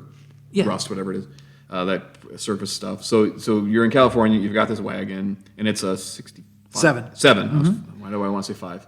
Malibu, right? Right, Chevelle, Malibu, yeah. Chevelle Malibu wagon, yeah. And so for those, and correct me if I'm wrong, but you used that car in a few articles, right? It was funny though, because I was still working on the 65 GTO that I got after I sold the Porsche. Yep. Right. And I had I got the Chevy motor out of it, and I was wanting to put a Pontiac motor in it. And I had worked on this 601 cubic inch Pontiac engine. Oh, geez. Yeah, the largest displacement street Pontiac engine ever at that point in time. Was ready for a big nitrous hit. I worked with Butler on it. It was an amazing engine. But when I lost my job, I had to sell the car. I had a Schwartz chassis I was putting under it. Oh, yeah. I had to sell that. Had a glass front clip for it, and this 601 inch motor. And everything had to go just so I could keep my house. It was crazy. I told you it was a dark time, and that was that was part of the darkening. Yeah, it was this amazing car that I was starting to get together. Yep. As a full pro touring beast of a car. Wanted to do Silver State, wanted to do all the other things that I had done with other people. And the wagon was supposed to be the tow vehicle for that. Okay. Right? It was just supposed to be the tow vehicle, but I went a little overboard. Right. But I wanted a cool tow vehicle to tow my cool, Well, GTO, you got to have the power to tow it, and all the things. But yeah, I ended up putting more time and effort into this wagon, and it started as a project car in Popular Hotrodding. When I came out here and started Street Thunder, it became a project car for that. Yep. And the engine, I built in Engine Masters as a feature in that. And I kept a lot of the same rules that I did for Engine Masters. Okay. I learned a lot of stuff. I went to the same resources that I had learned about. Yep. But I made the rules even harder on myself. I wanted to build a street engine. Typical small block 383 deal, nothing special or fancy, something anybody could relate to. With all off-the-shelf stuff. I wasn't going to grind on anything. And I wanted to do it on 87 octane. Okay. The worst possible I was going to gas say you could get. the shittiest stuff you can find. The garbage that you could get. And you need 2 filters for that one, right? But that way, it could be compared to anything. That was the whole idea. Was I'm going to do an 87 octane street motor, but I'm going to put some good stuff in it. Yep. And that motor it peaked at 6,500 the way I designed it to, and made 550 horsepower. Okay. On 87 octane. And this was, 20 years ago, right? Right. So it was carved, right? pretty good, yeah. And carved, yeah. Yeah. On top of that, so 550 from a 383 carved motor on 87. HEI. Yeah. Just I still have nightmares of getting shocked by the coil. I've been shocked a few times by that coil. But that was the thing. It was a very relatable motor. Yep. And made really good power. Solid roller deal, a lot of coatings. All the tricky stuff, right? Right. But made good power. Put a T56 behind that, 9-inch from Curry at the back of that. Yep. And that car was terrific. Had a lot of fun with it. Had big 14-inch bare brakes in the front of it, 6-piston stuff, and it stopped on a dime. And for a big old station wagon, it did really well. And you won the Street Machine National here. Yeah, that was the funny part too. Yeah, we were with a wagon, with a station wagon.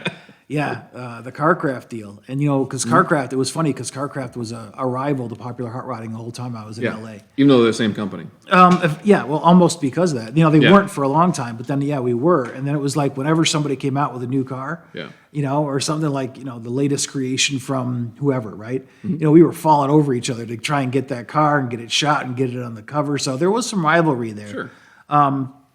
And with our personal cars too, to be out at an event or whatever, they'd always invite all the magazine guys, and you show up, you want to be, you want to do better than the other guys, So the rivalry was really kind of natural, and it was once everything went out of business, that all changed, and we're all in the same boat. Yeah. So we got to be a lot better friends that way. But yeah, for the Popular Hotrodding guy to bring his station wagon out and win the Carcraft Street Machine Nationals was kind of a big deal. It was a lot of fun. And I will say that the interesting irony in that is that when you won, I was hired by Carcraft to be the photographer for the event and to shoot features and a couple other things. I had said no. They well, we want to do the bikini contest, Eric. I said no. It's not my thing. I'm not interested in it. I'm interested in the cars. So I said no. Whenever they asked me to do the bikini contest, I always agreed to be a judge. I don't know. I didn't do the photographing. They did not ask me to be the judge, though. So I skipped that part, and I just did features. And they paid me a day rate, basically, and I just shot as many features as I could during the day. But I took your picture. You did. For the magazine when you won. So it's a picture of you and Jeff Smith. Right. With your trophy. And then, I don't know how many years later, but when I won, you were the photographer. Yep. When I won. So there's great. Me with Jeff Smith, shaking hands. Basically the exact same pose with Jeff, yeah. And that's the thing, Jeff's a great guy, and that helped a lot with the rivalry thing because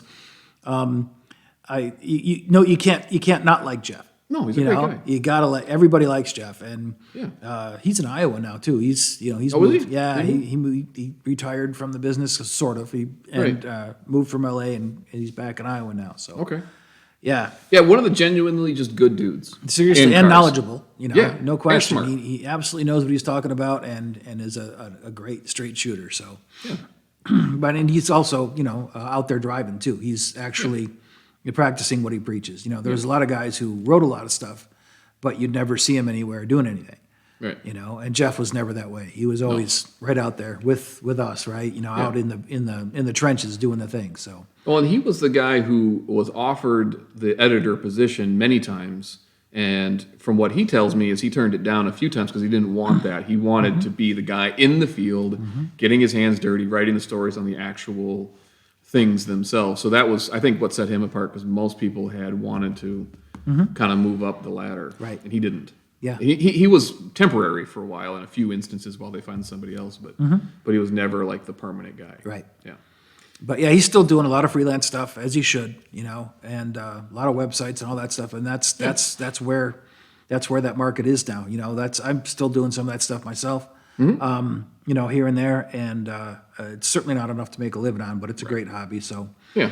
that works out. But yeah, the wagon was great. I really enjoyed it. It was a good car for a long time. Yeah. But anyway, back to where we were. You were at Optima, I right? was at You Optima, had won with your wagon. was there. Yep, right? yep. Everything was cool, and terrific events. That was a great company to work for. They were super enthusiastic. Got everything on TV, which was a big thing. Yep. Trying to get the sport popularity up. It was terrific with Gran Turismo. Sony jumped on board, Yeah, and they remember they that. were able to get some of those cars. Mary Posey won. Stilo. Got their cars in the game in Gran Turismo. Craig Morrison's Corvette. Yep. Also is in the that game. silver car, yeah. Right. So there's been a bunch of the pro touring cars that we knew, that we saw on track, that we knew the owners pretty well, and they were absolutely legit. That ended up in the game because of Sony's deal, and they worked with Cam Evans on that a lot too. Yeah. So that was a terrific program. I'm glad that worked so well for so many people. But it was always a good time doing those events and being a part of that, and trying to help that whole movement grow. Yeah. Like I said, for me, the heads up muscle car stuff, the muscle car races back in the 90s were kind of the blueprint for how that should grow, and it was going to take some time. The media had to put out some heroes. You'd see some people that were consistently winning a lot of those events, and some guys like Jeff Schwartz turned that into a career. Yeah. Where he built himself some great cars and then turned that into a job. And how many Lamborghini does he have right now? Well, that's his own Trofeos thing. and I mean, he's done very, very well. But that was all work too. Yeah. I mean, he was remember that big Cadillac he had that kind of started that whole thing. He It was a won Le Mans. Carcraft with that. It was No, he had the Cadillac. right, but didn't he have a primer? He did. That was Le much Mans? later though. That had his Was own it later? chassis under it. Okay. Earlier than that, he had a full size Cadillac, 80s era Cadillac. Really? Yeah, fascinating car, and he won Carcraft with that. Yeah, That would have been hilarious. It was to see. it was a great deal. But it's one to look up. It's Yeah, pretty for special. sure. Those events. I mean, that's where people are able to make a mark, and I'm proud, and you're proud that both of us were able to make a mark out there. Yeah. At these relatively high profile events. So as small as the mark was, we made it. Yeah, it was fun.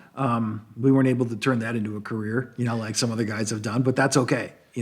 Which is weird, because you had told me at one point, and this is what I remembered, is that you had said that when you become an editor of a magazine, that's not your career. It's actually your job interview for your next career. You remember that? Yeah. Yeah. Why did you say that? Well, it's the truth. I mean, you don't make any money as an editor. Yeah. I hate to say that. I hate to be the one that pulls the curtain back and shows that. But I mean, believe it or not, when you're doing car magazine stuff, they know that you're having a good time. Yeah.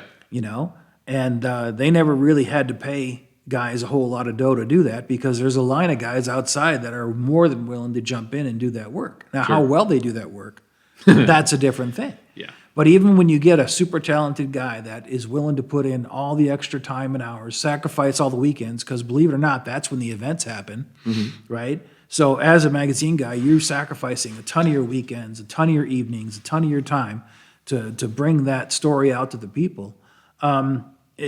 Unfortunately, compared to corporate jobs, compared to pretty much anything else, those guys don't make a ton of dough. No, they don't. And it's sad, I found out what a couple of the actual editors, the top guys, had made. They told me privately what they made, and I went, really? Yeah. Like in California, how much California costs, and you're making roughly the same as I am in Minnesota, and I can barely, like, what the, no. That's when I was like, no, this is not a career for me. And that's when I learned that I love the term rich and famous, but they are absolutely exclusive. Yeah. Just because somebody knows who you are does not mean that you're making a bunch of dough. Oh, yeah. But if you can turn that, if you can parlay that, That's the skill. into something. Then, How do you turn that into money? Right. Yeah. Right. You got to, end up finding a way to make that work for you. Yeah. And that's certainly not going to be, working for somebody else at a magazine. That's just, that's not the key to, financial success. You gotta expand your horizons that way. So, Well, how many magazine guys do you know now working for the manufacturers? Working for a suspension company or Sure. an aftermarket company Yeah. of some sort.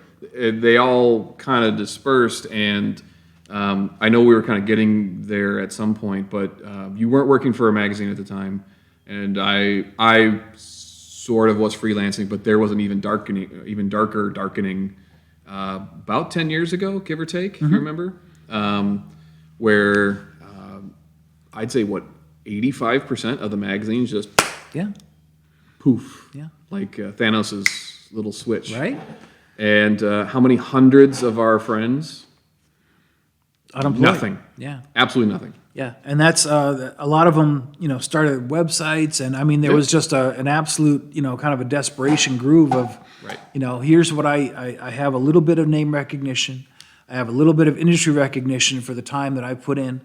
What can I do with this tool, this experience that I've got to take that next step? Yeah. And where is all of this information being shared? Well, it's all online now. Yep. So yeah, different guys trying in different ways to find a hook to get their careers back. I mean, Right.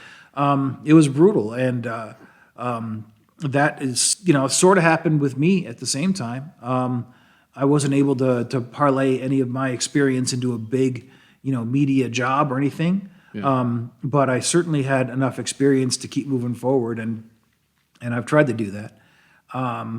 Then once things at Optima shifted into a different direction, and honestly, they expanded. In a lot of the work I was doing was media relations, public relations. Yeah. Yeah. And the big guy over there, Jim McElvain, expanded his Literal big his guy. role. Yeah, Literal big guy. expanded his role into doing a lot of the same things that I was doing. They just didn't have a need for my services anymore, which was fine. Yeah. I was there for a couple of years that I really needed. I really needed a place to work, and they certainly gave me plenty of opportunity, and it was great. But then Jim's role there expanded to encompass everything that I was doing, and then some. And he has done a terrific job with it. Still is, I think, right? Still doing a great Still job doing with it. Yeah. So yeah, it was fine. But then I had to move on, and sniffing around the automotive stuff, I wasn't able to get anything major. But I found a job in the corporate world working for another manufacturer, a non-automotive manufacturer, doing technical manuals again, way back to what I did before I even started at the magazine. Right. And there's still that need, for everything that's manufactured. Every machine that's out there has got to have a manual, right? So, so that's what I'm doing now. And again, on the side, I still do freelance automotive stuff, but that's all career stuff, automotive wise. I had a Grand National for a while, and that was kind of fun, but it was a low mileage original car, so I didn't want to chop it up and make it fast. I did, but I didn't. I wanted to, but I didn't do that. And then I had a 79 Trans Am, which was a beautiful car. Kind of a Smokey and the Bandit. It was the black and gold, with the chicken, With the fire chicken. The screaming chicken, the whole deal. Yep. Had a 455 Pontiac in it with a Muncie, a lot of fun to drive. But if I was going to redo that car, I would have had to blow the whole thing apart. It still had a lot of stock suspension stuff under it, and I was getting ready to dive into it and do a big thing, but decided I would rather sell it because that wasn't really me. I know that sounds weird, but I think a lot of people understand it, that you see yourself in a given way with your car. Your car is kind of a representation of who you are. I've also described it as the mask you wear when you're on the street. Yeah, for sure. You know what I mean? And you have that certain look or style or emotion that you want to convey when you're driving. And that Trans Am, it was cool, but it wasn't me. Nice car, cool car, but it just wasn't me. And so I sold that, and I got into this 31 Ford. Yeah. And as soon as I saw this car, I fell in love. And the more I looked at it, the more I talked to the owner about it, the more I loved it. It was very meticulously crafted. The guy was very detail-oriented. He used to build aircraft, and so I could relate to that because I used to build aircraft. But the ones he built were World War I biplanes, and he flew them. He flew them as well. So it was like, okay, I built commercial airliners, which is cool, but you built, a SPAD and you flew it. So that's better. You know what I mean? But it's that same mindset where, you can't really fudge on that. Right. You kind of got to make that right. Yeah.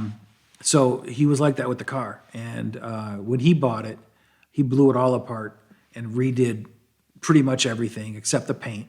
And did a really nice job with it. So there wasn't a lot that needed to be done when I got it. And any of the changes that I've made are because I want to change them, which is great. It's a privilege to have a car at that level where it's already cool. It runs great. It drives great. Everything's perfect with it. And if I do change something, it's because, I think it would look better this way, or maybe it'd perform a little bit better if I did that. Yeah. So it's an old nailhead powered 31 Model A pickup. I love it. And it's been 3 years already that I've had that. You gave me a ride in it. Yeah, right away, It actually. was smooth. It was a lot smoother than I thought, because when you look at it, you think, oh, these T-buckets are rickety, and like they hit every pebble, and they literally fall into a ditch and catch on fire. I mean, that's They're kind of the thought. They're so primitive compared to what we're used to. Very, very analog in a very digital world. Correct. Yeah. But this one was, this Model A was really well done. Yeah, it was. And the guy had owned it for several years, and he had refined it and worked a lot of the bugs out. And so it was a really good driving car. And I've had nothing but a great time with it since I got it. I always wanted a hot rod. I mean, like I said, I've been reading Hot Rod Magazine since I was 11, so you can imagine how many of these cars that I've seen over the years, right? Yeah, right. Being part of the media and being at Popular Hotrodding, where it was pretty much a muscle car performance-based deal, which is where my heart was at that time. Wanting to get out there and race myself, which I did. And I found some success, with racing, so I really loved it, and I felt that addiction, but always dreamt of, man, I really like an old hot rod someday. That would be so cool. Yeah. Seeing the AMBR stuff.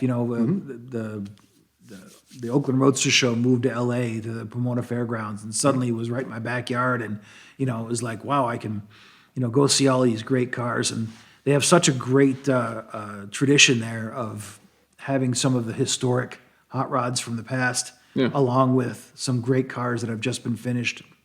You can't miss that.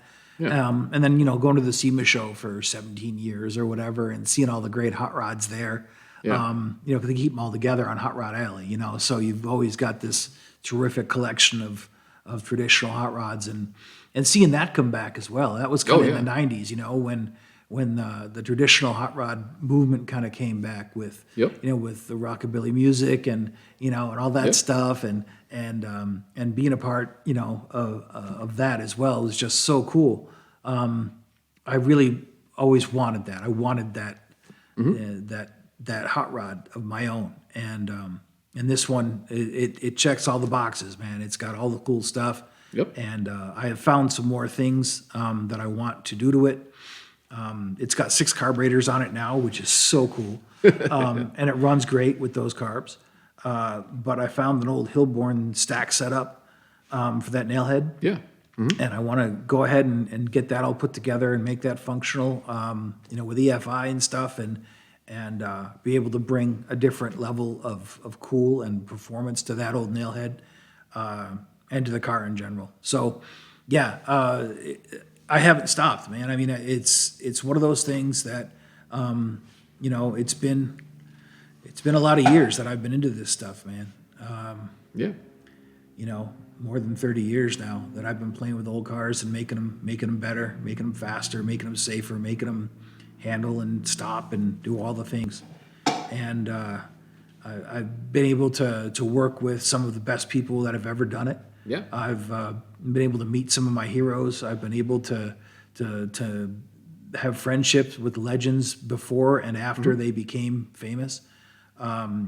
I've got some very close friends that I've known for decades that have done amazing things with cars.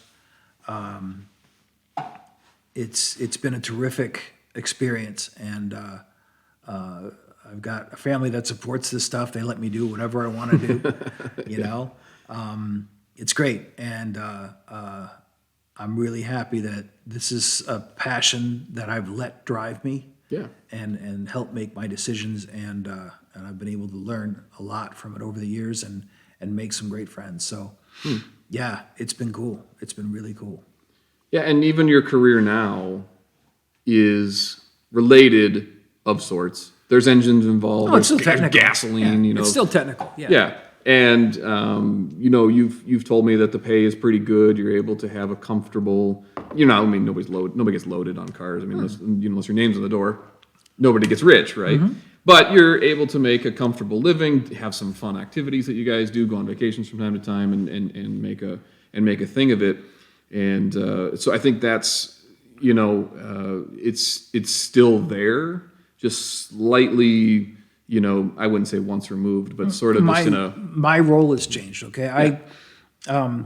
I have had to be the pillar in my home that my wife and daughter rely on. Right, Yeah, right. I got to be there. And when the magazine job went away, and when things changed at the book company, Yep. and when the Optima deal shifted, I couldn't. I still needed to be relied upon. I still had to be the guy that that made things okay for them. It wasn't just me anymore. Now, when I was at the magazines in California before I got married, I was single, and it was like, all right, whatever, Yeah, you could live in the one-bedroom apartment. Sure, I bounced around from engine shop to engine shop or whatever, looking for the better deal or whatever. It was fine. It didn't matter. Now it matters. Yeah. And this position offers me a level of security that I needed. I needed this. My family needed this. And you're not traveling every weekend like an editor would. No. Who's going to every event and showing up and photographing and doing literally whatever it took. I mean, I can't tell you how many events I went to, saw the editor or the assistant editor wake up at 6 a.m. and they were still doing something at 8, 9, 10 o'clock, and they had to get up and do it all over again. Nature of the job. That's the thing. Yeah. But that's it. I got my weekends back. I can go do stuff with my family and friends now. It's been terrific, and it's a little different life. And for me, it's been the right call. It's been the right decision. Yeah. So I don't have any regrets about really anything at this point. Yeah. Do I? I see a lot of my friends, like guys I used to work with, that are doing TV now. Yeah. And that was another option that really kind of took off with the advent of 200 cable channels, right? Right. It wasn't such a big deal to get a TV show anymore. Yep. But it was still really cool, you Yep. know? And I know a lot of those guys. I mean, we all worked together for years, and it's cool and everything. But I talk to them on the side, and it's like, how many hours is that taking? And it's like, that's a big commitment there, and they're still that's still not a high paying deal, which used to be. If you were on TV, you were the man. You were making dough, but those aren't big paying jobs anymore. So they have to do other things. So they're still doing web stuff. They're still doing, podcasts. They're still selling T-shirts, right? Want to buy a baseball hat? You know what I mean? And it's just like, man, they're doing everything they can to try and make a buck, and it's inconsistent. And it's just, I look at them like, man, congrats that you're out there doing that stuff, but it's not me. Yeah. That's not me. That's not who I have strived to be, So that offer never came, and I'm probably okay with that. I'm glad I didn't have to make that decision. Yeah, to your point, I think it's easy when you're young to say, "Oh yeah, I'm never going to sell out. I'm never going to be corporate. I'm never going to, work for the man." And then you get to a certain point in life, and you go, there are some advantages to working for the man. Well, it really does for me. It came down to the fact that other people are relying on me. Yeah. You know what I mean? When it was just myself, you know what? If I got to narrow down to one meal a day for a few weeks or whatever, then I can take the hit. I'll be okay. Yep. Even if if the power gets turned off for a couple of days, then I'll be okay. But you can go sleep in the office. Whatever. Yeah. But that's a whole nother story. Yeah, I've been there. Yeah, there've been a few nights on the couch, But once you've got a family that's relying on you, you know what I mean? Your priorities, they should change completely. Where you need to be relied upon. Mm-hmm. You've got to be there to deliver consistently, and they've got to know. You've got to be that pillar that they can absolutely lean on. Mm-hmm. That no matter what's going on in their lives, that at least you were there. You've always got to be there. Yeah. And that's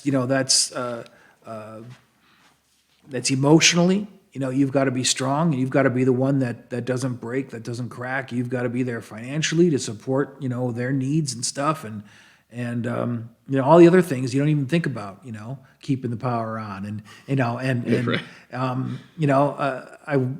I wanted to give them a sense of security, and a freestyle life doesn't do that. Yeah. You've got to be consistent and reliable, and you can still, work toward that next promotion or that next whatever, and take the next big opportunity that comes up that's still going to offer those things. But you can't just fly by night, and, the mortgage is steady every month. You've got to be steady every month, Yep. You can't just be stumbling around from assignment to assignment hoping you're going to, you're going to be able to make ends meet. Yeah. It's you've got to be as reliable as your debtors are. Well, not only that, but I've met your family, and I've met your wife and your daughter, and if you were to take your life as a path, right, and the path that you chose to take. It's easy to, not have the family, not have the kids, not have the house, not have the white picket fence, and yada, yada, right? Mm-hmm. It's easy to go that route. But I think it's much, much harder to take the route that is, I am now responsible for other people. Mm-hmm. I've brought other people into this world. I have promised them that they will be fine as long as they, trust me to do what I need to do. And I will do what I'm telling them I'm going to do. So, just to take that journey from, basically 18, join the military, boom, you're in the military, right? You're, throwing engines in your work locker, your locker at in the barracks, basically, bouncing from job to job, and then landing at a place, and I know where you work. It's a very respectable company. They do very good work. I happen to have several of their products. They just won't die.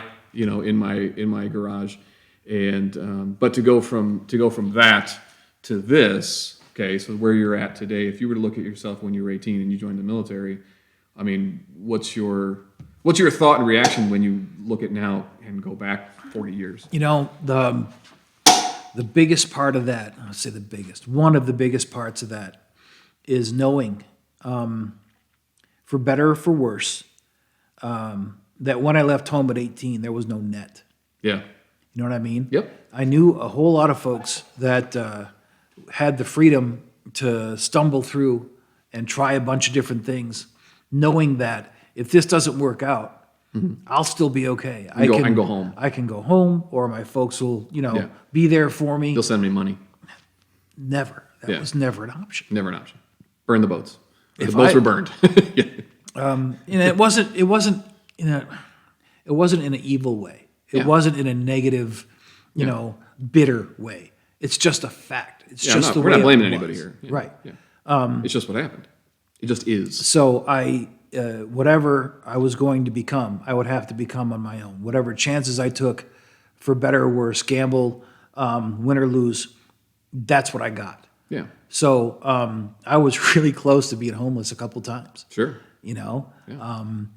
As I stumbled through life and things changed and on, and relationships failed and stuff, things that we haven't talked about. Yeah.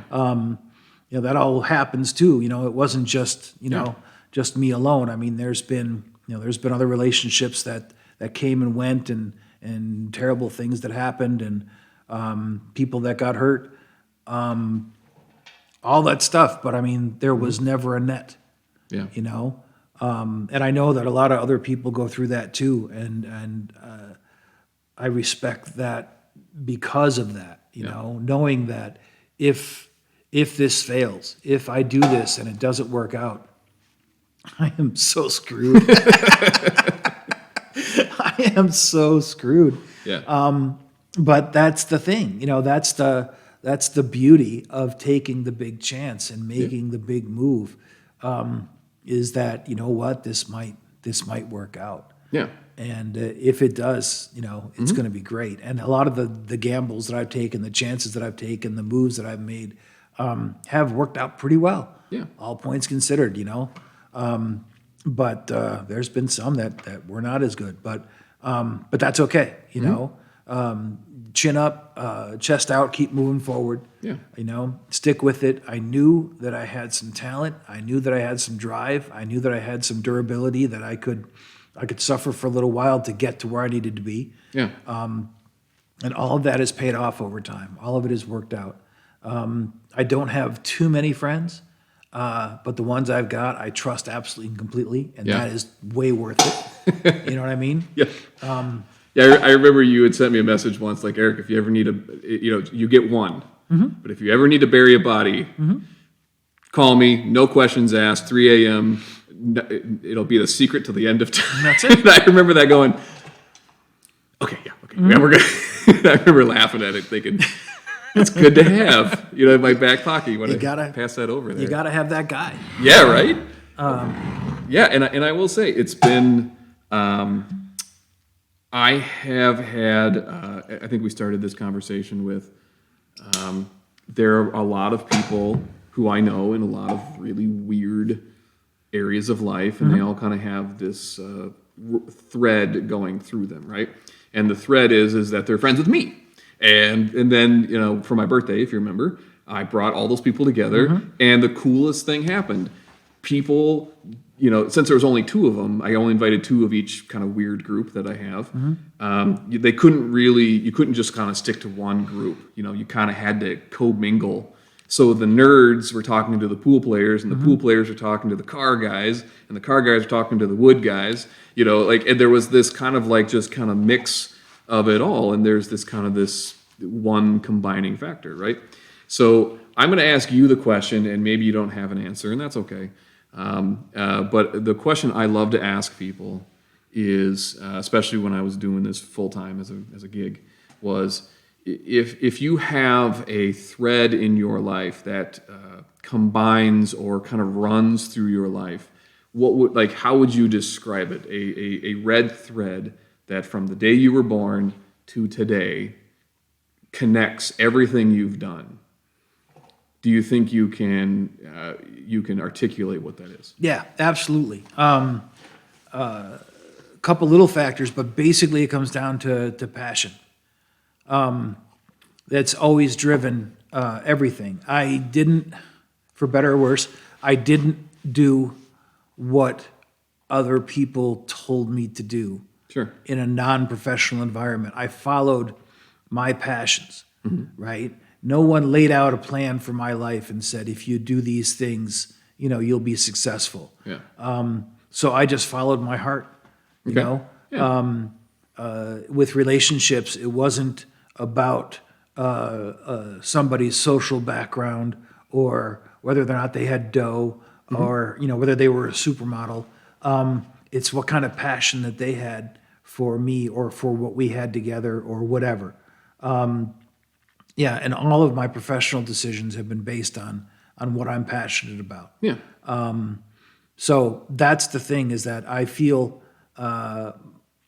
that is what has been the driving force, for better or worse, but usually better, in every single thing that I've done. Because if you're passionate about something, you're going to give it your all. You're going to try as hard as you can. You're going to stick with it longer, even to a fault. Yeah. Drive learn it more into the about it. ground. But if you truly believe in something and you're truly passionate about it, you're gonna give it everything you've got, even without anybody telling you to. Yeah. And That's the stuff you do after work. that's it. Yeah. You're still doing it after work. Yeah. Because same thing.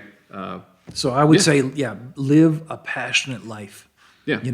The things that move you, let them move you. Yeah. That's kind of where it's at for me, man. I mean, whatever it is that you dream about doing, do that. Yeah. That will keep you motivated. It will keep you going.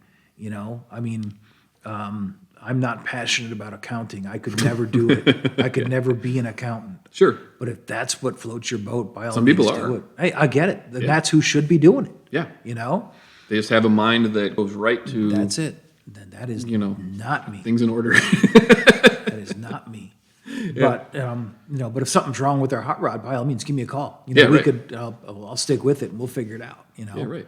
But that's the thing, and it's just let your passion guide your life. I really believe that that's the thread that ties it all together for me. Is that I have always followed what I was really crazy about. Yeah. And What are you crazy about right now? oh, this whiskey's pretty freaking good. I know. Throw that Little out there. commercial for Cavalon while we're Yeah, here. right. Well, you got me into this, and I suppose we started on it. We can end on it too. It's good stuff.